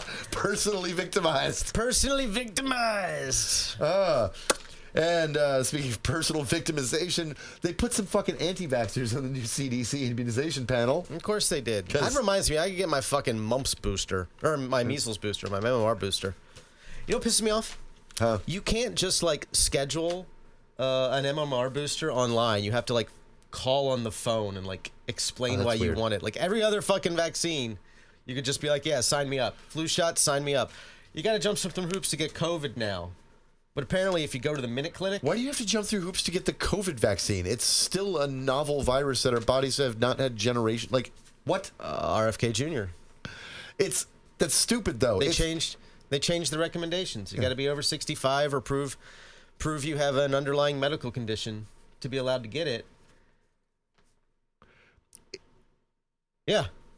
It's only a 5-year-old novel virus. Yeah. Like, yeah, in terms of prevalence, it's endemic, but we haven't reached that endemic level of like lack of virulence yet. Right. It doesn't kill you necessarily all the time. Yeah. Eventually COVID will get to the point where it's going to have like a 0.25% mortality rate like the flu. Right. And it'll just be this annoying thing we deal with every season. But I expect that in like another 10 or 20 years. Yeah, it's not yet. It's not yet. But who knows how prevalent it is because we don't even test for it anymore. Jesus Christ. We're not testing. You get people getting sick all the time. It's like, I feel like shit for 3 weeks. Did you test for COVID? No, it's not COVID. Like, this disease just fucking killed 1 million people, and we're in this country. And in this country, killed 1 million of us. Fucking reminder. Like, this happened in 2020. Right. 2020 to 2021, like a year. The fact that it feels like the entire country has forgotten that Joe Biden didn't become president until January of 2021. Right. I see Joe Biden blamed for BLM protests. I see Joe Biden blamed for COVID lockdowns. I see Joe Biden blamed for the COVID recession. It's like, it was all 2020. Right. Trump was still president. Like, and I don't care whether you like his policy or dislike his policies or like him or dislike him. Like, he was the president. Right. The only things that happened... You don't get to pretend otherwise on that one. The only COVID-related things that happened under Biden were the complete rollout of the vaccine. Okay? The opening back up and ending of pretty much all of the lockdowns. Right? Yeah, because it was schools closed in March of 2020. A good chunk of them were open again by that fall. Yeah. Now, some weren't until 2021. Until 2021, but again, it was like spring 2021. Yeah. They started reopening again. But so the ending of restrictions. Now, you could say vaccine mandates in certain types of workplaces happened under him. Sure. Right, sure. Okay. You could also opt out if you were willing to get tested once a week. And then two things you really can't say are related to the president because they were entirely economic. Supply chain shortages and temporary inflation. That were global. And that we did better on than anybody else. Right. Till now. But that's it. And now, the shortages, right? So the closures happen under Trump. The whole world shuts the economy down, at least not partially. Trump's fault. Right. Not his fault. I don't blame him for there being a global pandemic. It's right. It was global. Like, if you forget that it happened to the rest of the world, you're being weird. Exactly. Stop that. And that's true of the left and the right, because I see it from both of you. And one of the things that I think exposes why MAGA is fucking stupid in my brain is the economics of COVID. Okay? Yeah. And hear me out here. So MAGA is entirely isolationist, anti-globalization, anti-globalism, right? And anti-trade. And they have the dumbest policies and ideas around trade that I've ever fucking seen. Yeah. Okay. COVID, global trade dropped 30%. Yeah. Right? That's huge. The whole world economy took a big stutter, and we had to float the economy on fucking credit. It came real close to being a collapse. Right. And we got lucky it wasn't a collapse. Right. And we floated the global economy on credit. Pretty much every nation did. Right? And then 2021 to 2022, everything opens back up. The economy comes back roaring, but we run out of stuff. Yeah. And prices skyrocket as we're running out of stuff. Why? Because we didn't have global production for a year. Like, you fucking morons, just 3.5 years later, vote in a set of policies to hamper global trade after we'd already seen massive price increases and shortages on goods because of a disruption in global trade. Yeah. And you voted out the guy that fixed it. Right? Softest landing imaginable. Because of because prices went up to bring back a guy. And I understand who wanted to do more of it. I understand that there's a fundamental difference between there being an actual on paper recession and people feeling like they are in a recession. Right. In their personal lives. Like, I understand those are two completely different things. That's why there's a vibe session versus a recession. Yeah. Like your vibe, but I hate your vibe session. But I get it. And you know, I mean, we do have a situation where if you look at like who's spending money, the very wealthy are spending amazing amounts of money on bullshit. And I mean, half the GDP is AI research. Yeah, but like that's a problem. But 2022, 2023 were fantastic years for people economically. The bounce back was amazing. It was and another thing that people need to understand about inflation. It's just prices were up. Another thing I need people to understand this about inflation, because we're going to see prices go up because of our economic policies now, and I want people to understand they are going up. I want people to understand that like inflation going down doesn't mean that the prices go down below what they were before the inflation hit. It just means that the prices are increasing more slowly. Yep. Speaking of, oh my God. That's what it means. That's what the inflation rate is. The inflation rate is just the rate at which prices are increasing, and they always increase. Gabs and I were talking last night. This is funny. You're going to get a kick out of this one. It's related.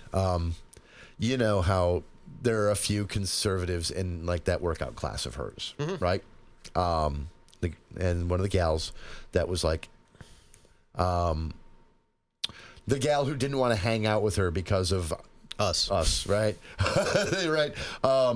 Went up and apologized, and she's like, "Hey, you know what?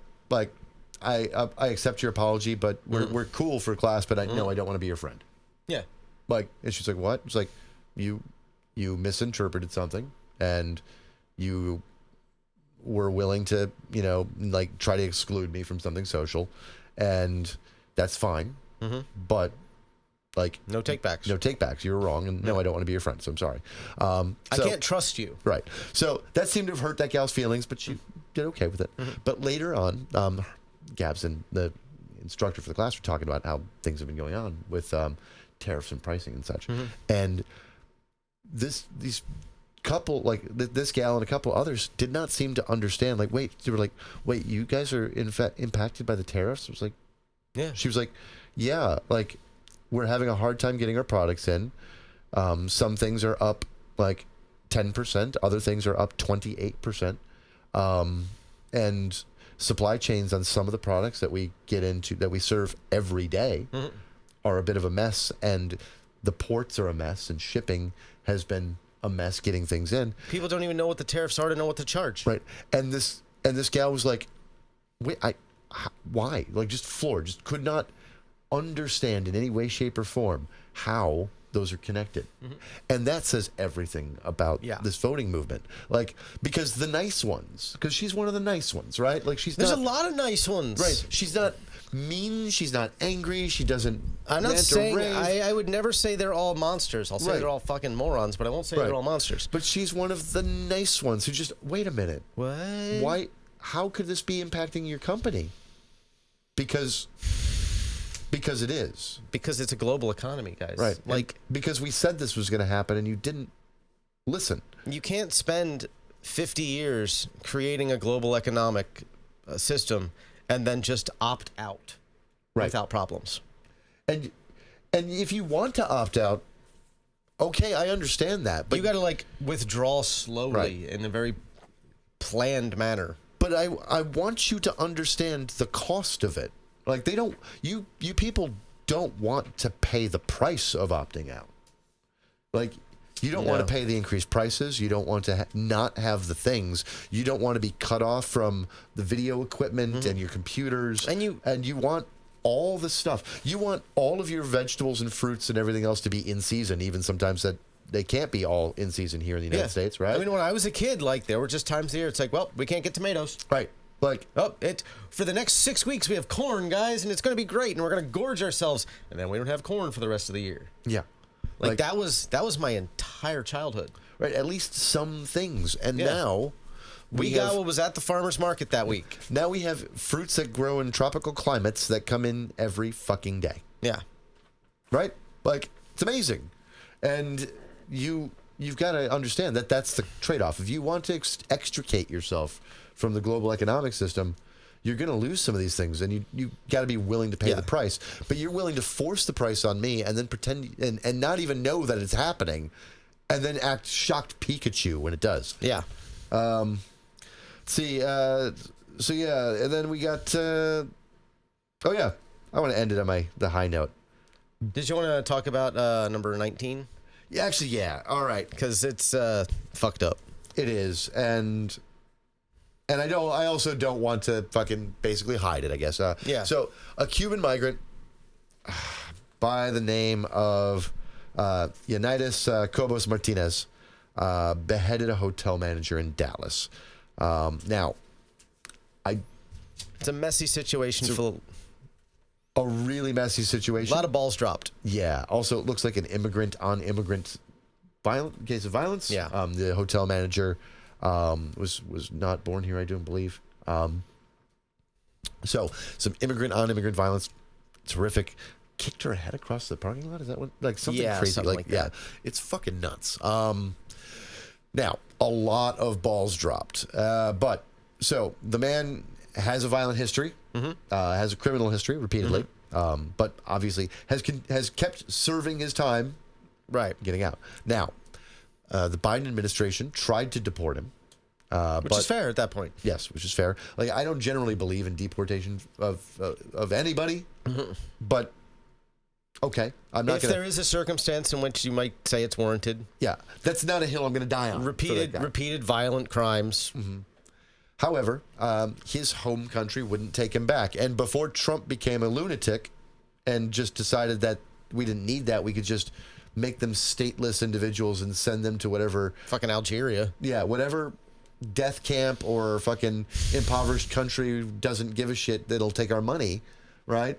That was unheard of and like nobody even considered it as the thing anyone would do. Like it wasn't on the table as of options, right? That anyone would consider. Like nobody even thought of it as like a crazy idea someone might consider. Yeah, because it's a major like violation of norms since about like the 50s. There was that weird period where people would get exiled or deported and then they'd go to someplace else. But we don't live in that period of time anymore where you could just go everywhere, basically even without passports most of the time, right? Yeah. Like those days are over. Being right? stateless now is a fucking problem. Exactly. I don't think it should be. No, me either. But it is. So the Cuban government wouldn't take him, so there was nowhere to send him. And he had done his time, so you can't just keep him locked up indefinitely. But the thing is, he was ordered to be under constant supervision and monitoring. And there was supposed to be conditions placed on him being here in the United States, ordered by courts. In the last 8 days of Biden's presidency, that's when the order came out. Okay. The Trump administration did not follow through on those. Shocking. Now, Trump, of course, is blaming Biden for not deporting the man. To where? To where, obviously. Couldn't legally at the time. It was not an idea anybody ever had. And up until January of this year, presidents tended to abide by those sorts of rules. Yeah, they did. So we've lost video for a moment, so we're going to take a break. Yeah. Again. We're back. All right. We're back, and there's video again. I don't know. You can see us. You're going to get about like 15 seconds of the technical difficulty screen. And since we turned some light on because it got darker, I'm more sparkly. Yeah. Now I'm on fire, baby. It didn't even occur to me that you were wearing green when I picked you up. I love it, though. I need to get some backlighting, like up. I need to get some backlighting. So because what it is, this has to stay perfectly lit, right, and consistent, and then the green screen works perfectly, no matter how well lit we are. But I got to get lighting, like strip lighting up top. I both love and hate our green screen. It is so fucking like. I hate it because I live with it. Fair, but what I mean is also it's just like we have this like really kind of just. This going on, like I don't know. I am thinking about something great. But thinking about, and maybe we'll do this once season 2 kicks off because we're only like 2 months away from like having been done this for a fucking year. Wow. Because this is episode 36, and we've skipped a few weeks, so we're more on like week 42, 43. Right. So we're only like a month and a half. 2 months away. Yeah, we started before the inauguration. Yeah. So what I'm right thinking after is, the election. I'm thinking I might build a backdrop that I can just wheel in and wheel out that's like not a green screen. Okay. And I think it'll look nicer, and we won't have this weird green halo around us all the time. I think it'll look nicer. It could be cool. Well, we can brainstorm ideas for what we want it to look like. If any of the 99 of you who subscribe to this nonsense are I guess the people who only listen on podcast There's apps like 140 that listen over the podcasts. Yeah. If you have any like interesting ideas, shoot us a message or something.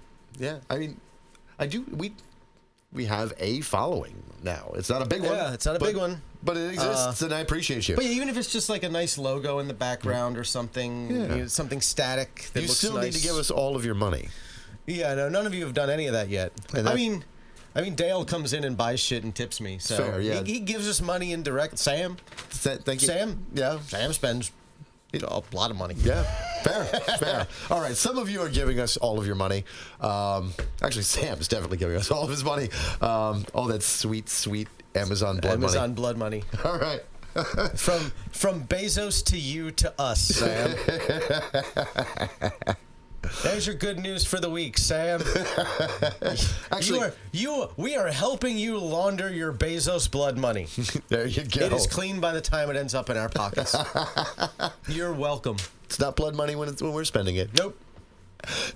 And so I wake up with a clear conscience every single morning. Speaking of, actually, we got one piece of good-ish news: the Emmys, which I don't pay much attention to. I don't give a fuck about the Emmys. But there were some good speeches, some interesting things. Andor won a bunch of Emmys, especially for writing, which it very much deserved. But then, the best thing ever said. The 3 greatest final lines to an Emmy acceptance speech of all time. Go Birds, fuck ICE, free Palestine. Best speech ever. Best speech ever. Thank you. I love that she started with Go Birds. Go Birds. Go Birds. Most Philadelphia thing imaginable. Go Birds, fuck ICE, free Palestine. And she'll have that with Wiz. All right. Very proud of that. So did my heart fucking warm. And we got a buddy who's moving to Philly. We do. At the beginning of next month. So we've got a reason to go to Philly. Yeah, we do. And I like Philly. I will probably be going for Decibel Beer and Music Festival every single year going forward now because of it. Yeah. Free place to crash in Manayunk. I just got to pay airfare and tickets for the show. Yeah, I'm going to go. Sounds a good plan. All right. Spend that fucking Airbnb money. Well, hey, you know what? Actually, every time I go, though, I get a great Airbnb near Chinatown. I had a great one right near South Philly, right near South Street. Nice. It was 3 blocks from South Street. Oh, hell yeah. Yeah, it was great. Nice part of town. It makes me appreciate public transit and walkable infrastructure so much that I come home angry. Same. And we were in Chicago, same thing. Angry. Chicago, in comparison to Philly, is massive, right? Yeah. And still it has... And it's got a lot of sprawl, too. Yeah. It's less densely populated in most of the even with city. that, the public transit to different walkable areas of the city, fucking beautiful. Beautiful. And every neighborhood in Chicago has a walkable area. You know what I mean? Everywhere you go. Yeah, you can walk to the grocery store and a cafe and a dive bar and a venue to see something or a movie theater. Just great restaurants. Yes. Anywhere you go in that fucking city, there is a great restaurant within a 4-block walk or less. Right. It's it is sad that we live in one of the country's top 50 major metros and we have none of that. Yeah. You know? And I understand that we can't have a subway system. Right. We just geographically can't. But we could have elevated trains. Light rail, better busing. We could have an inter-county monorail system that just took us from downtown to downtown location. Mm-hmm. And we have a bunch of little downtowns in this county. And it would look nice. It would be beautiful. Yeah. It would be great. It'd be fantastic. It'd be great. It would be an economic boon to everyone. Mm-hmm. Still wouldn't go to Clearwater, but it would be an economic boon for everyone. I like that. Still wouldn't go to Clearwater, but it'd be an economic boon for everyone. I am not dealing with those people. I do not have a Guy Fawkes mask to wear. Downtown Clearwater's kind of nice. I mean, there's the problem, but they have a blue shirt problem. They've got a blue shirt problem, but it's nice. All right, so this next section, we're gonna cut our topic into two parts because there's a lot to talk about, and this last week's news was so much that it took 2 hours. I feel like in order to address the actual topic, you need a lot of backstory and context and explanation for how you got where we are. Exactly. So it doesn't make sense otherwise. And I'm not going to be perfectly honest. When we get to next week, I don't know that it's going to make sense no matter how well we explain it. Yeah, it's real fucking dumb. Yeah, if you're wondering why everything is stupid right now and nothing seems to make sense, there are reasons for it, and we understand some of them, and we're going to try to help you understand some of them. Explaining this topic, for me explaining this topic to other people, I feel like how Richard Feynman used to talk about explaining quantum mechanics. Right. He's like, I understand it, but I can't explain to anybody else what it fucking means. Yeah. And I feel like that about this. Because if you haven't been steeped in the incremental changes to online discourse and culture over the last 15 years, right, it's hard to process. And if you haven't been steeped in the incremental changes of the the fringes of the right and how they've moved into the Republican Party over time, you can be lost too, because most Republicans have no idea. They don't know how they got here. Most Republicans espousing something like the Great Replacement Theory now have no idea why they're doing it. Right. And so they didn't know about it 5 years ago. Yeah. So we're going to start talking about this a little bit. This segment I'm going to call the Overton Window into Hell. Yes, this is Yes. I forget how I described it the other night that was really clever, but I can't remember now. Had something to do with Dante. Yeah. Oh, this is the level of hell that Dante refused to write about. Because it was too cringe. Because it was too cringe. Yeah, yes. no. That was it. That was what you said. Whew. So. All right. So a lot of pages have been written about, and the alt-right and what it is, and so much content about it, but what is it? It's incredibly hard to pin down. It's by design, it's impossible to just point your finger and say that is the alt-right. Yeah. And what it is, in its essence, is a nihilistic end result of a bunch of different threads of fringe right-wing belief meeting the internet and then closed off internet cultures. Yeah. Right? That's what it is. It's born out of desperation, isolation, hopelessness, nihilism, and fundamentally a belief that the meme is king. Yeah. The meme rules all, everything for the lulz. And understanding it's frustrating because it's so hard to pin down and so much doesn't make sense. You try to have rational conversations and you will hit these areas where like nothing is computing with you and somebody else, right? And it's tied to the sordid history of the United States.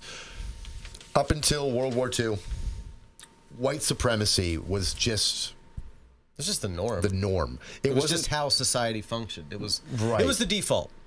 And after from the Civil War to World War II, a form of white supremacy was a default that had not really been talked about. We settled the Civil War, quote unquote. Reconstruction floundered and then collapsed. And we moved on, right? And a type of white supremacy permeated almost every levels of society. And absolutely exploded in the 20s. Right. With the second emergence of the Klan just being like probably for 8 or 9 years there, the single most powerful political force in the country. Exactly. And like through Woodrow Wilson came like he became president because of them. Right. And then they get put down. Yeah. And they go back underground, and then it becomes just a basic, like, the South has its forms of deep racism and white supremacy entrenched in everything. The North has a softer but also existent... Just as pernicious, yeah. Like, one of my favorite phrases about the differences between the North and the South, particularly during segregation, was that in the South they can be close but not equal. In the North they can be equal but not close. Right. Which meant that the Northerners, white supremacy is everywhere, but it wasn't intentional, right? No, the intent was to keep things and apart. it was very opaque. Right. You had redlining. Yes. Which on paper, you could pretend wasn't a racist policy because it was just saying, no, only people in this area can't get a loan to own a home. Exactly. This just happened to be an entirely minority area. Right. And that wasn't intention. It just happened that way. We based it purely on economic factors. It just so happened to include every black person. Right. And not segregating schools is fine, but when you don't have busing and you have ghettos, right? Yeah. You still have effectively segregated, right? And they used to do that with infrastructure policy too, and the building of freeways. Yeah, just split a city right down the goddamn middle, and you would have the poor black part of the city and the affluent white part of the city, and they were bifurcated by a fucking highway, right, running right down the center. And it was just we're just building infrastructure, guys. It's just silly little guys building infrastructure. But the vast majority of the population being white centrists, right, during that period of time, led to a form of hegemonic normalcy within society, right? Yeah. So white supremacy is the default. The unquestioned default. The unquestioned default. There isn't a massive political divide about most things most of the time, and culture had these moments of conflict, but overall, there was a monoculture. Politics was largely white people arguing over what was best for white people. Yeah. And that drove all domestic and economic policy. But then we get the post-war era, and that is when race really takes off as a conflict point, right? In the immediate aftermath, where people start to pay attention to it, okay? Yeah. And there's a fight against the white supremacist structures, right? Ironically, given where we are now, coming primarily from boomers. Yes. As they grew up into early adulthood in the late 60s, early 70s. And so long before our current period of time, race is a massive issue. We have a whole civil rights era, a conflict, and it becomes unfashionable to be outwardly racist, right? Especially in the wake of the Civil Rights Act. Yeah. And now that we could talk incessantly about how that changed the two parties, right? But that really isn't going to be the focus today. No, that has been talked about to death by other people who talk about it more eloquently than we do. Yeah, and we could talk about it again at another time. But not today. But during the post-war era into the 90s, white supremacy is basically dominated by two movements, the KKK and the neo-Nazi movement. Yeah. And neither of them are terribly popular. No, I have spoken about growing up in a tiny racist town. Right. Everyone there fucking hated neo-Nazis. Yes. Now, a lot of them hated neo-Nazis because they were Klan members, and those two groups did not get along. Mm-hmm. They didn't get along. They didn't like each other. No. Particularly because the neo-Nazis were so belligerent. Yes, the neo-Nazis were impossible for anybody else to work with. They were belligerent. They also thought of themselves as better. They were like, we're not a bunch of cousin fuckers. Yeah. Right? We're not white trash hillbillies. We are the fucking master race. Yeah. And so they were just two very different sets of politics, and they didn't get along, and they dominated white supremacy, and nobody liked them, right? But over that same period of time, they were particularly hated. I've been going to punk and metal shows since I was 15. God, they were hated. Yeah. They would show up and just be pushed out of a space before they could do anything because you couldn't give them a fucking inch, or they would ruin an entire scene.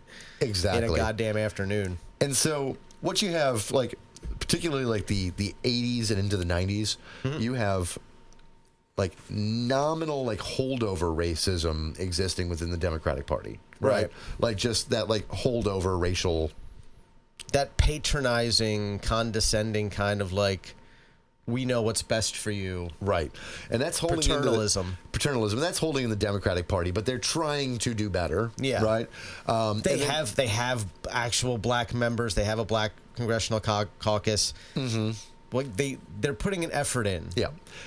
In conservative politics, another form of nominal racism starts to dominate, and that comes in the wake of Bob Jones University and desegregation. And the Civil Rights Act, the Lee Atwater, and the Civil Rights Act, they're still, they operate in a white supremacist way, but not as outwardly, right? Yeah, the whole Southern strategy thing where it's be racist without being racist. Exactly. The advent of the dog whistle. But as minorities are growing in the United States, and a growing set of political power, and they are forming organizations like the NAACP and different interest organizations. Racist groups like the John Birch Society start to crop up. Yeah. And now what they want to do, and they form themselves in ways where they start to reframe the issue as European identity interest groups. They're not racist. Yes. They are pro-European culture. Right. And that's how they start which is dignified and refined and intellectual and academic and and just the pinnacle of what Western civilization should be. Yep. And so what you get is you get these groups start to target specific talking points. Like I remember, it's like you look at the Geraldo Rivera, his show, or Springer, where they would have like new Klan members on who are like, we're not anti-black. Right. We're pro-white. Yes. We just want to look out for our people, to make sure that our people are flourishing. Everybody's allowed to flourish. We're not against them. We're just for us. Right. And they're creating a counterpoint to the NAACP and the ACLU and the Anti-Defamation SPLC. League and the SPLC. Like, they're creating these organizations that are counterpoints to them. Now, they're small. They are nowhere near as influential. They're nowhere near as liked on the mainstream. They are fringe. But they start injecting things like anti-immigrant sentiment. They back the Pat Buchanan I remember his multiple runs for president. Yes, like and his moral majority kind of nonsense. The first person I ever recall questioning whether we should have gotten involved in World War II was Pat Buchanan in, was that 96? Yep. The attempts to whitewash David Duke and bring him back into the mainstream. Remember when he was running as a Republican? For Senate, I believe, in Louisiana? And a lot of people were trying to like normalize him in a way where no, he's no longer part of the Klan. He's not. He's reformed. He's reformed. He was speaking to aggrieved white people and targeting certain things like the Reagan Democrats who shifted over to Ronald Reagan in part because racial animus split them off from the New Deal. Just a brief aside about David Duke. He's the dude who coined and popularized the term Zio. Yes, he did. So don't use it. Yeah, no. Like, I don't care how much you oppose the Israeli government. Don't use that particular word because it comes from the former Grand Wizard of the Ku Klux Klan. Right. Don't align yourself with that person just because you agree on this one topic for different reasons, hopefully. I think, and as we get later into the segment, there will be a lot of areas where we talk about the right and wrong way of opposing Israel, I guess, and how they recruit, right? That pipeline.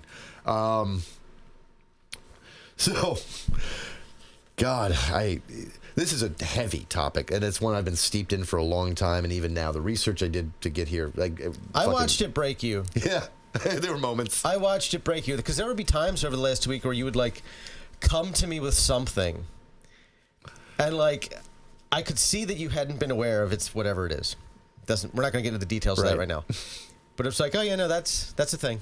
Yeah, and of course, I was doing more reading on, just the right wing again, and, where I refreshing my memory from years of this nonsense. It's easy to forget a lot of this shit. Yeah, even though I was steeped in this shit as a kid in an unhealthy way. Yeah. A few unhealthy ways.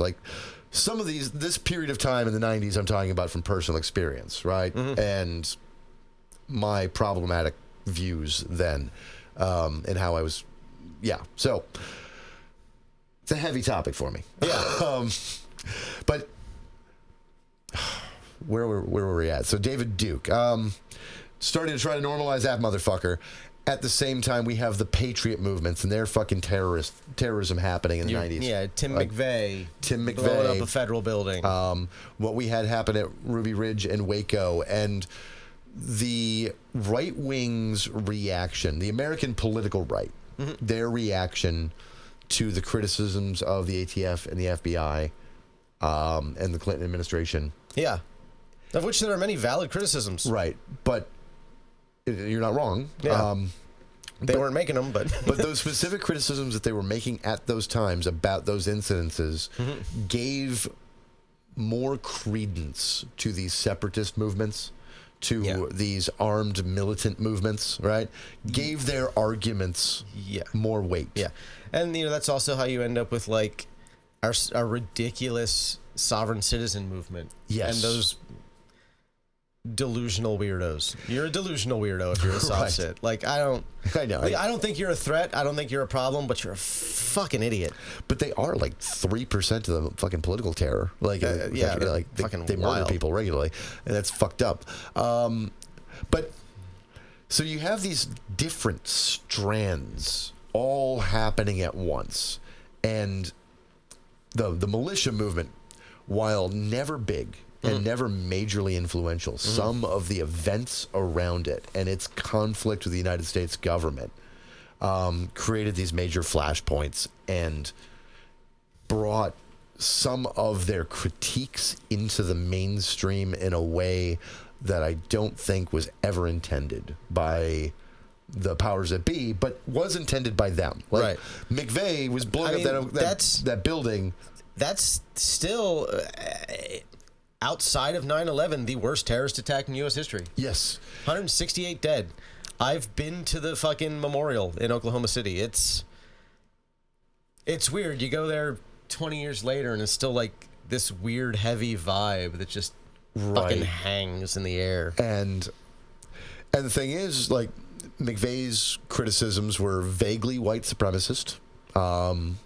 Is inspired by, some white supremacist writings like Turner Diaries. Which I mentioned a couple weeks back. But inspired by that. But the Patriot movement wasn't innately white supremacist. It just had white supremacists among it. Yeah. Right?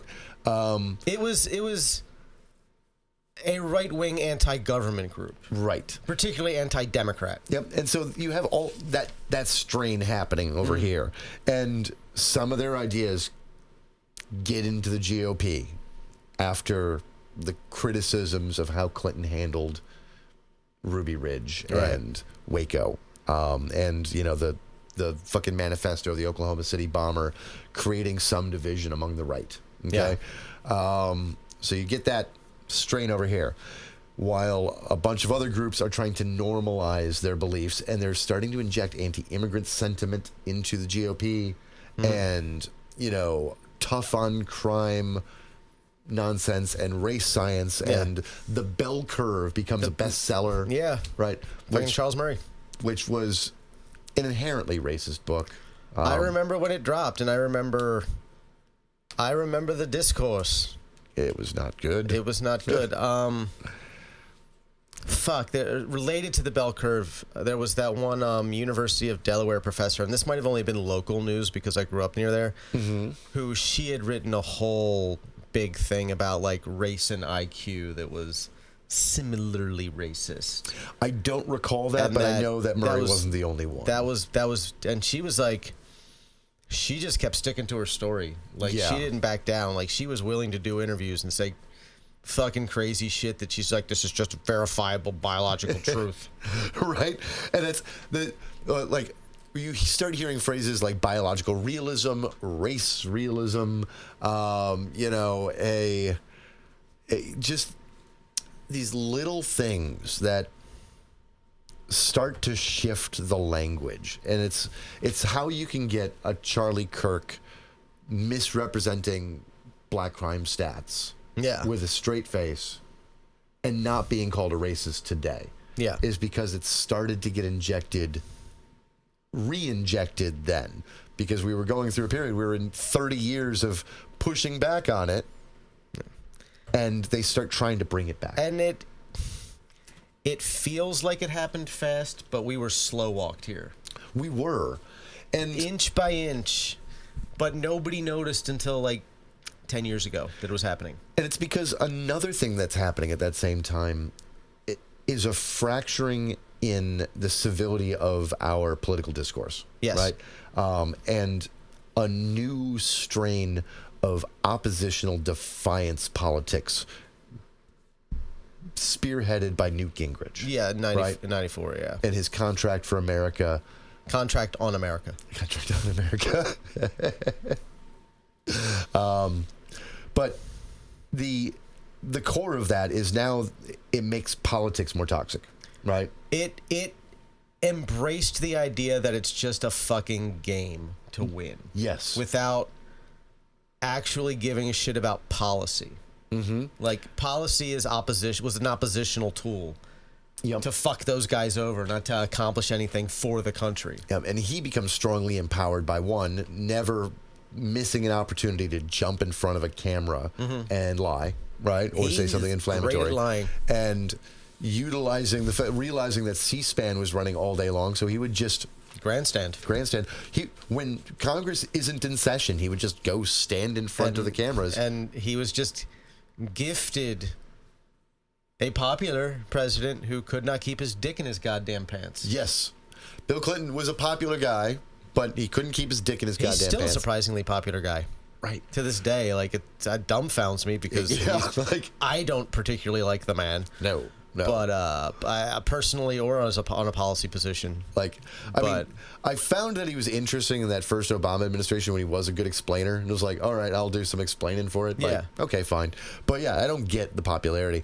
But he may have been a popular president, but he was unable to keep his dick in his pants. And his wife was an easy target for misogyny. In a lot of ways that, because she was not a traditional housewife. No. Not a traditional politician's wife who stayed out of the limelight and wore dresses. She was not Jackie Kennedy. Right. And or Nancy Reagan. Or Barbara Bush. Like, everybody else's fucking wife kind of, like, had their issue that they handled, right? And otherwise they did fucking tea circles and fucking housewife shit. Speaking of Barbara Bush, I cannot hear her name without thinking about the Bill Hicks bit where he talks about her unfurling her labia like a ballless scrotum. That phrase has been stuck in my goddamn skull for 30 years now. Unfurled her labia like a ballless scrotum.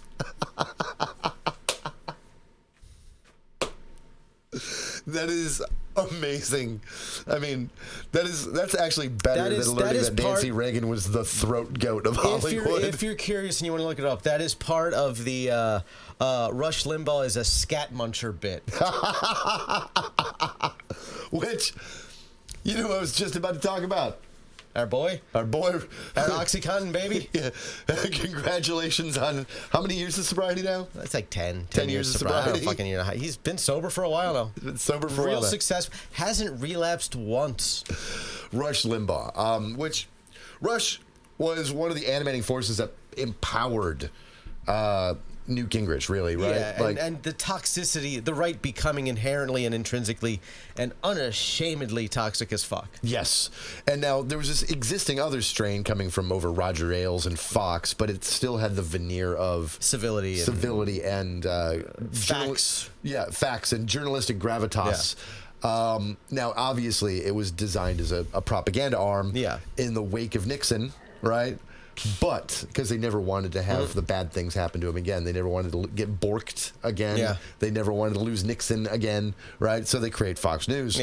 But still, it put on the air of being a serious journalistic outfit. Whereas Rush would go on his radio show, or if you remember his TV show that he had, like his syndicated TV show, where he would just every day he was just America held hostage day, whatever. Right. From the day Clinton was inaugurated on. And he would say outlandish things, racist things, homophobic things. He's why we have sexist things.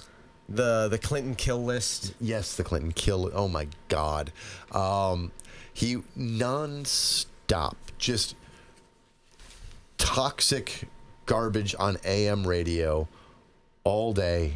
Every day, because this show was long too. It was 3 or 4 hours a day every day. I think it was 3 hours. Yeah, and so it's like 3 hours mid-afternoon of just 5 days a week, 15 hours of content a week of him just spewing vitriol at the left. But mostly at like these college feminists are killing America, and women working outside of the home are ruining this country, and the forced weakness of the white race. Like, it was... He gave us the word feminazi. Yes.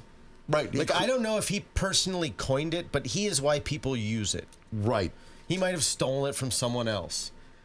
But him saying it on his radio show all day, every day is why it became part of, like, the common vernacular. Yeah. And he would do things like make fun of hip-hop, make fun of black names and ebonics, right? Pull up your pants. Pull up your pants. And, a girl named LaQuisha and her 4 baby fathers. Like, yeah. That's how he was. And millions of people listen to it every day.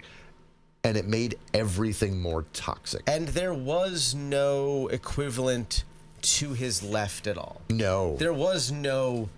I mean, Tom Hartman's had a radio show for like 30 years, but he's like... Sam Sanders been around forever. Yeah, because Air America, when that popped up in the early 2000s. But even that didn't pop up till like 2001 in the wake of 9/11. And Democracy Now! Has been around for a while. But here's the problem. That doesn't sell, right? No, and they're like not pleasant, but they're not total dicks. Right. They're not entertainers first. Heck, even Sam Sanders, who's probably one of the least pleasant, is actually relatively pleasant most of the time. Yeah. Like, and even when he's like interviewing or talking to or taking calls from right wingers, he doesn't scream at them or call them names. None of the stuff that fucking sells on the right. All of this does make me deeply miss Michael Brooks. Yes, I do I'll always miss Michael Brooks. He was, God, part of me is like glad for him that he's not here to see this. Oh, yeah, no shit. Because it would have fucking killed him, ironically enough. Yeah. But he was able to like explain things in a way that like you couldn't not understand what he was talking about. Like he could just like get right to the heart of a fucking thing and just like you understood it because he told you. I miss his right-wing Mandela. Yeah. he was good and he was funny. He was funny. Entertaining as fuck. God, that was 37, I think. Yeah. That was a fucking tragedy. I can't believe it's been as long as it has been. It's just his bit, fucking, I'm here to murder the white devil and bring Sharia law to America. Yeah. I love those bits. He was fucking good, man. But like there was nothing comparable anywhere to that. No. And that was an inverted counterculture, right? Happening as a reactionary response to the other counterculture that was happening in the mainstream, right? That was pushing for, like a liberal tolerance, right? What year was it when the cover of Time magazine was like, "What are bisexuals?" Right? You're just like, "What's a bisexual?" Yeah. And everybody learned together, apparently, what a bisexual was. Yeah. Like we'd never fuck. Like, holy shit! You mean you could do both? Yeah. Right. Fuck. Like, but you had a mainstream counterculture. As odd as that is to say, right? You had a mainstream counterculture that is like creating new things, and guys like the grunge movement who are like, fucking for the most part, like especially like Kurt, like, anti-misogyny, anti-racism. Yeah. Fuck you if you're racist, sexist, homophobic. He'd wear a fucking dress and makeup. He didn't give a goddamn. Right.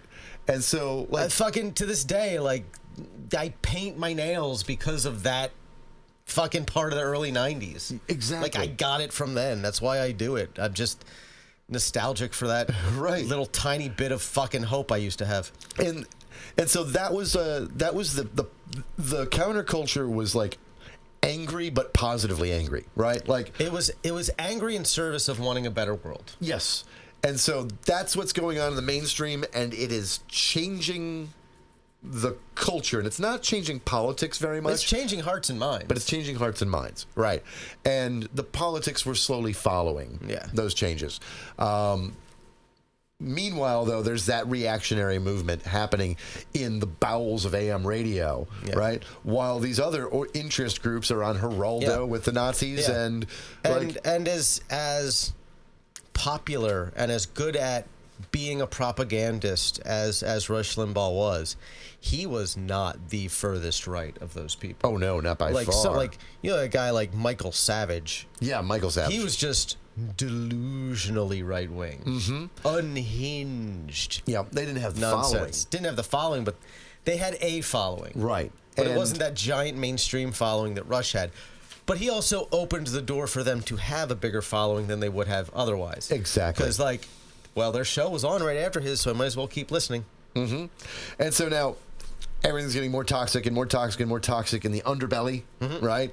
And our politics are getting more divisive. But then one Barack Hussein Obama comes along. Hope and change? You guys, your hope and change. Because during the Bush years, basically, the far right spent a lot of its focus, hating on Bush. It actually did. And the mainstream right was obsessed with Muslims. Yes. Because of 9/11. They were just hyper fixated on that to the exclusion of all other things. Yeah. So they're ignoring most of everything. They're just hyper fixated on Muslims and being neocons. Right. And two wars that weren't going well. Right. So that's what they were getting uncomfortable with. All their focus is there. So domestic politics aren't that terrible under Bush at all. They're not great. Some bad economic policy. Yeah. Undermining Medicare. Yeah, but again, basic Republican stuff. Yeah, exactly. Basic Republican stuff. But again, we did get an increase in the minimum wage. The last. Yeah, Bush's FTC really did crack down on a bunch of bad industries. It was this mixed bag of normal politics. The fringes were hating on them, though, right? Just hating them for a variety of reasons. It's not accidental that, Alex Jones and the 9/11 truther movement was born out of that. I remember I lived in Austin for about 4 months in late 2005. Mm-hmm. Maybe not even that long. But he was on TV, on Austin Public Access, every day for 4 hours a day. Right. Just ranting about George W. Bush. Mm-hmm. And because of the way he was ranting about it and attacking Bush, if you weren't paying attention, it was easy to not see that he was doing it from Bush's right. Yeah. He just seemed like a critic of the president. Yes. And you really had to listen hard to realize that, he's one of those people. Exactly. And now under the Bush years, you got also a rise of the libertarian movement. Mm-hmm. They get bigger. Ron Paul. And to feed the celiac's got to eat. Right. The Ron Paul revolution. So now you have all these disparate movements eating up the right, and challenging it, but it's in dominance as far as the neocons were deeply entrenched as we are the mainstream right. Right. But that wound up being their detriment because they've got all of these crazies on their flanks. Yeah. Upset in their party and fighting amongst them, but they can't do anything about it, right? Yeah. They're feeling impotent. And then one Barack Hussein Obama is elected. 2008, baby. 2008. And now, my God, is he popular? Massively popular. If you weren't there and old enough to pay attention, it's difficult to understand how popular he was in the immediate aftermath of his inauguration. Exactly. It was... It felt like there was a true generational change coming. It's so big, so monumental that every news outlet from MSNBC to ABC to Fox News are talking about a permanent Senate majority. Right. Because Obama changed the map again. Yeah. He won Indiana. He won Iowa. He brought senators in red states. It is possible that he is the most skilled politician at running a campaign in my lifetime. Right. It's really difficult to underestimate how fucking good he is at running a campaign. And now... in normal political times. Now, what you get, of course, is that, the postmortems that the GOP do are all right, they wanted more hope and change. The population wanted, something special, right? They wanted, more policy-driven things. They don't like the war in Iraq. They don't like our economics. What are we going to do? Let's just obstruct. Yeah. That was their answer. Our goal is to make him a one-term president. Yeah. They see the writing on the wall, and instead of changing in the direction of the populist movement in any way, they become exclusively obstructionist. Exactly. To the point where they would oppose their own ideas if he supported them. Mm-hmm. Yes. Badly.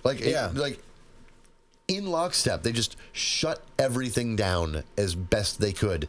Even though Democrats had a strong majority, they used every lever and tactic of obstruction that they possibly could.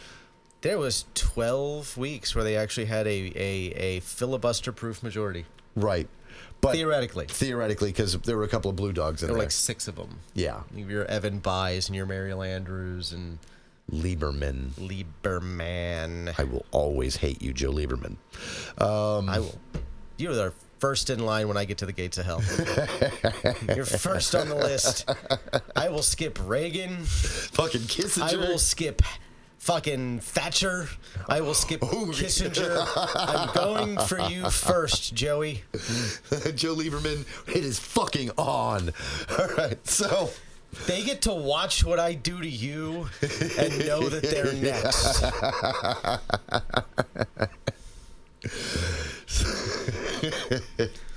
The devil himself will ask me to tone it down. That's how it's going to be, Joe Lieberman. And you won't even have the sweet release of death to save you from my wrath. The next day is just going to be another day of me. Forever. But yeah, so the GOP is like, oh, we're fucked. What are we going to do? Well, we've got a really angry side of our base. What if we made them angrier? Fucking angrier. Right. And so they astroturfed the Tea Party movement into existence. And we knew that's what they were doing. Yeah. At the time, it took a couple months for people to figure it out, but then it was like... But, the thing is, figuring it out in a couple of months is instantaneous in terms of, that sort of movement. It should be enough to be well, this is just a fucking bullshit astroturf movement. Fuck it. But it wasn't. It wasn't. It didn't stay that way. Nope. So, Dick Armey is largely responsible for the creation of... What a fucking name. Right? I know. I am Dick Armey. Face Dick Armey. I have been chuckling at that. Dick Armey's coming for you. For 25 years now. Yeah. Even before this, because he was around before then. Oh yeah, no, he was Dick around. Dick Armey's been here for a long time. We have been facing the Dick Armey for quite a while. The Dick Armey has been giving it to the American populace for a long time. Oh, like to Bush 1, right? Yeah, he was. Dick Armey was all over Bush. He was deep in the bush. Deep in the bush camp.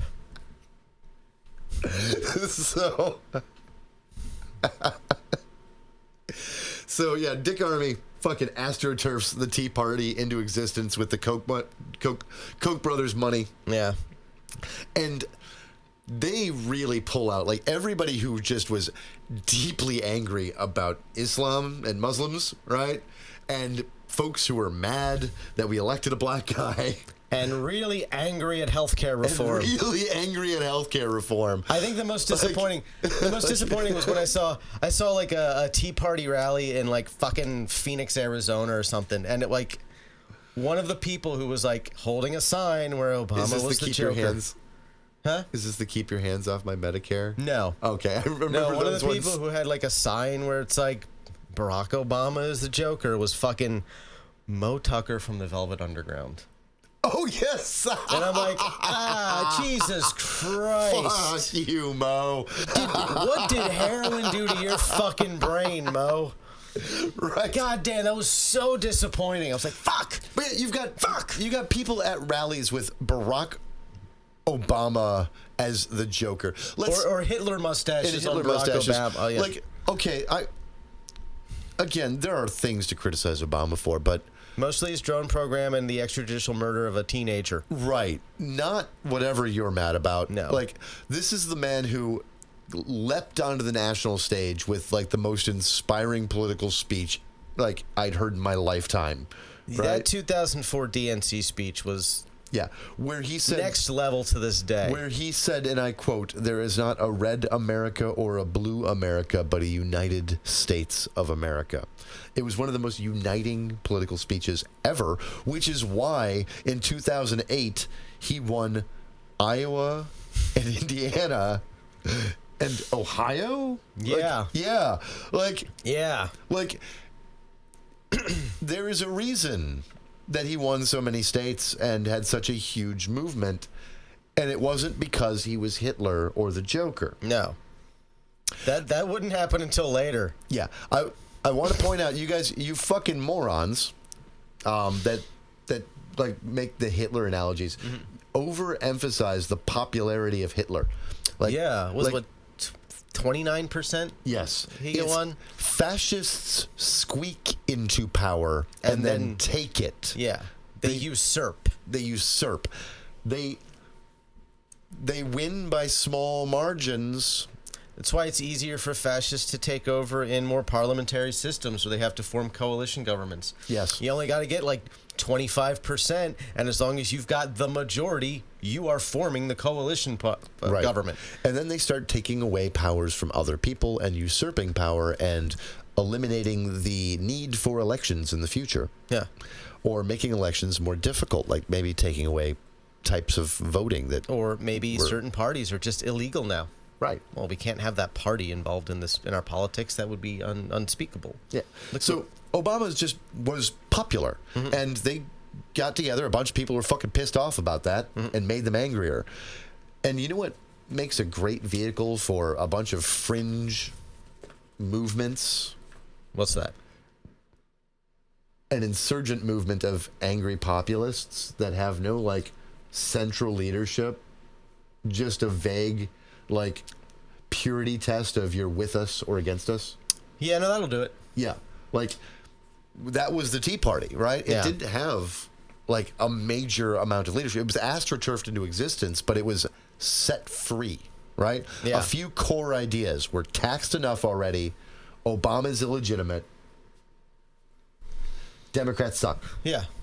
And Islam's coming for you. Like, that's about it. When you couple that with a Democratic Party that is fundamentally, like, too timid to fight back in a real way, yeah, they just get walked all over. And now the first people to get really walked over were the GOP. They didn't expect that they would get primaried to hell. No, but it's a good example to learn from because you can do that. Right. Yes. Like, I want everybody to remember this. Like, we're looking at 2026 theoretically. We're going to have elections, but you know what I'm saying. People are getting paranoid about it. You can primary any Democrat you want. Right. All right. Yeah. From their left. Like, that's an option. Like, you're going to have to, like, pretend to be a Democrat to do it. But it's an option. Yeah. Look at GOP turnover. This is a fascinating thing, but between 2008 and 2016, more than 80% of the party seats in the GOP had been turned over. Yeah. More than 80% of the seats held by the Republicans in the period of 8 years were replaced. Yeah, over the course of 4 election cycles. Yeah, 4 election cycles. Got rid of House, Senate, wiped most of it except for a bunch of core leadership and people who'd been there forever, right? How did that happen? Tea Party insurgency. They took over the base, and they primaried the shit out of them. Eric Cantor, who was a Tea Party favorite, came in on the first Tea Party wave, was primaried out after he had joined leadership, right? Because he was too insufficiently loyal to being part of the Tea Party because he happened to be, you know, able to get things passed through Congress as a member of leadership. Yeah, like it was detrimental to his political career that he was able to accomplish things politically. Yes. Like, and that's fundamentally to this day still where the Republican Party is. Right. The only way that they actually win by accomplishing things through legislation is if it is in lockstep with a supermajority, which they don't have. And right? it's fascinating to me that, like, now they're obstructing themselves and winning because of it. Like, they're popular because they're obstructing their own party from accomplishing their own party's goals, because the only goal is to be obstructionist. Right.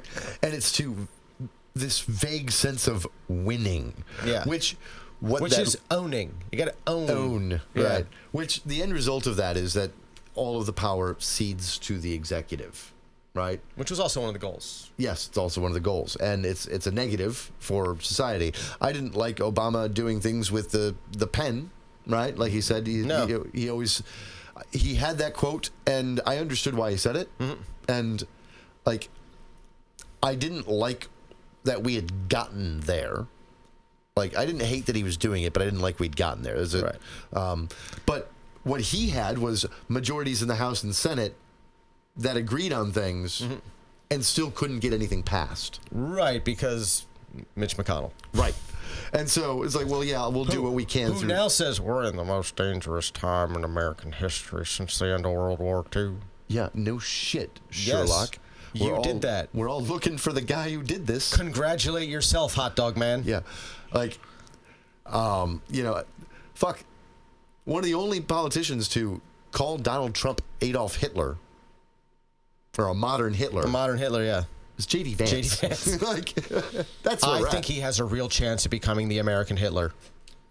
What we didn't know is that he thought that was a good thing. Right.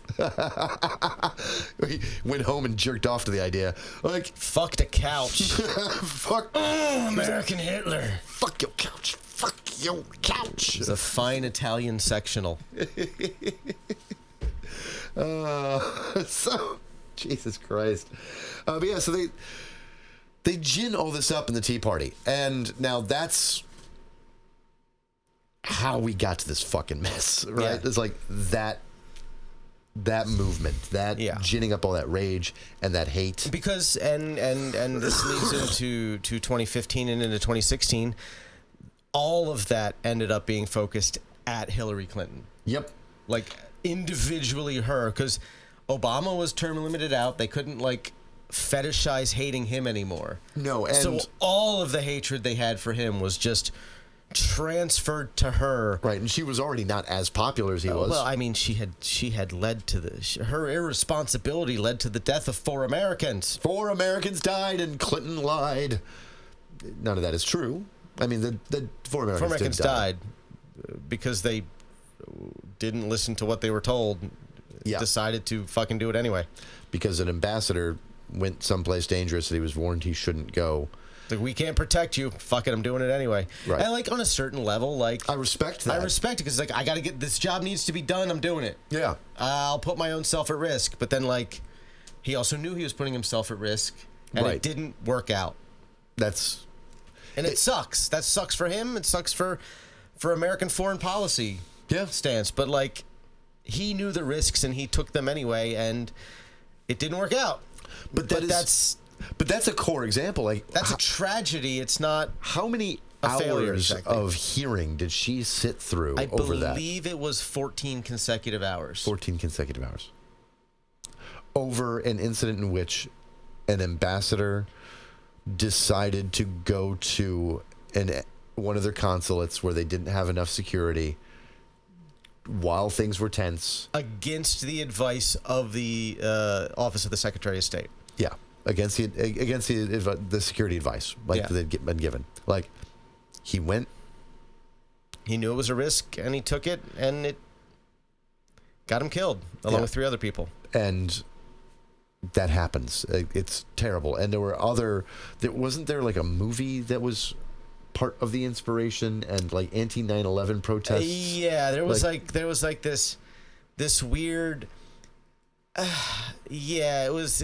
I can't remember the specifics of the movie, but there was like some movie that was like astroturfed, designed to like inflame locals.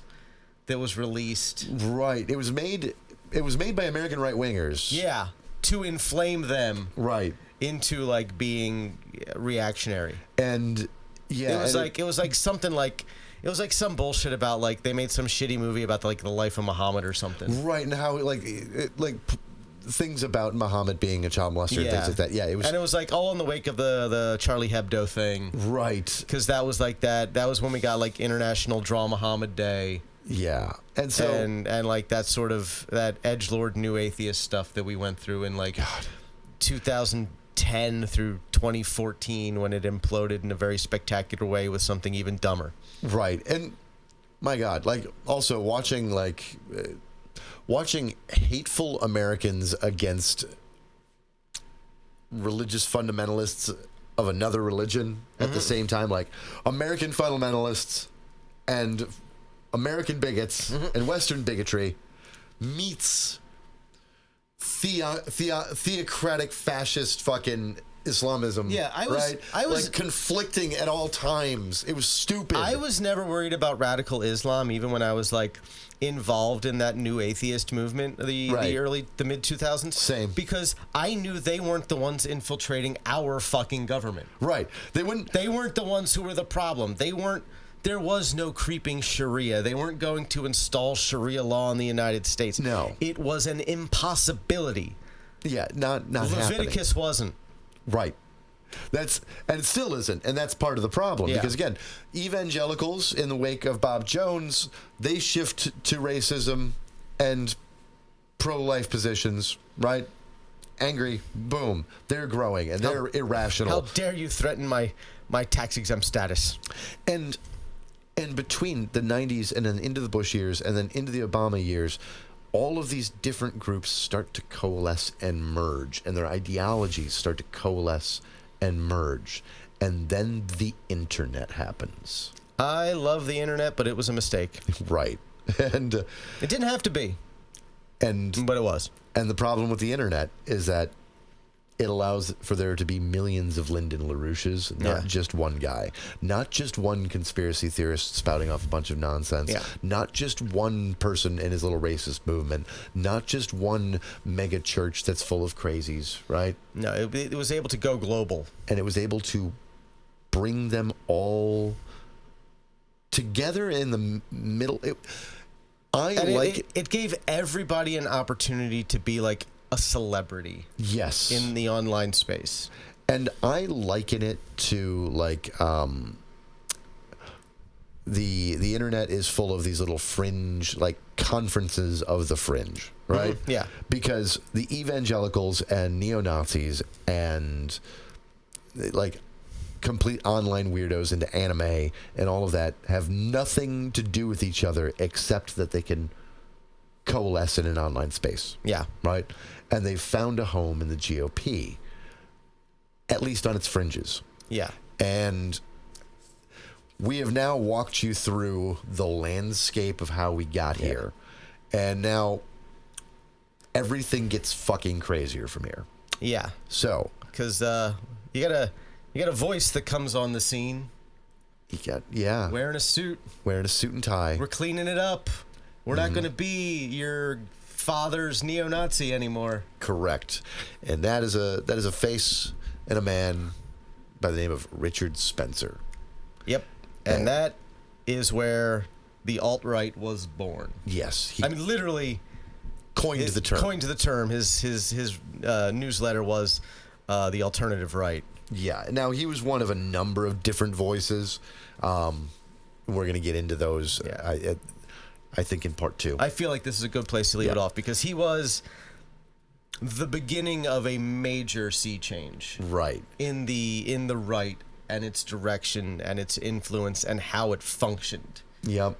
So it was a fundamental change from everything we've been talking about up to that point. Exactly. So next week we are going to be talking about the Red Pill movement, Gamergate, Richard Spencer, Debate Bros, a bit of new touch on new atheism. touch on nudism because it plays a part in it.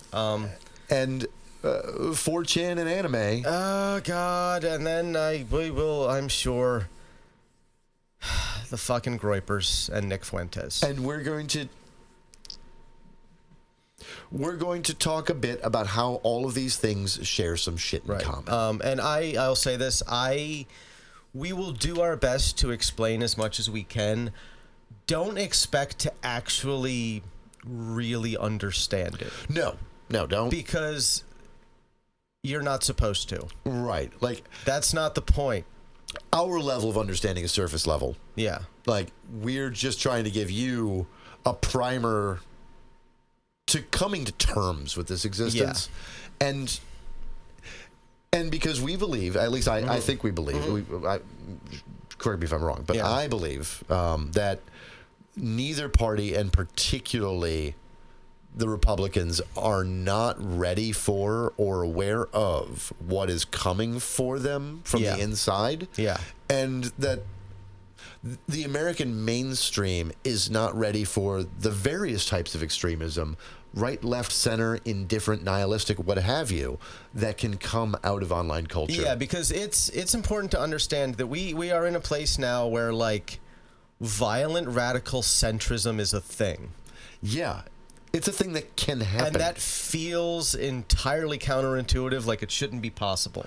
Right. But it's where we're at. And we will get into that in depth next week. Yeah. So all of this is going to be stupid. And next week will be our most important and our dumbest episode ever. All at once. You're welcome. Everything, everywhere, all at once will be terrible. And not the movie, just everything, everywhere, all at once is going to suck. Yay. So, give us all of your money. We fucking need it. I deserve it. Therapy ain't cheap, dude. No. And I think we both need to, like, maybe start going again. Yeah, probably. Yeah, I think it's important at this point. All right, chat, I'm going to log off. Until next week, this is The Grift.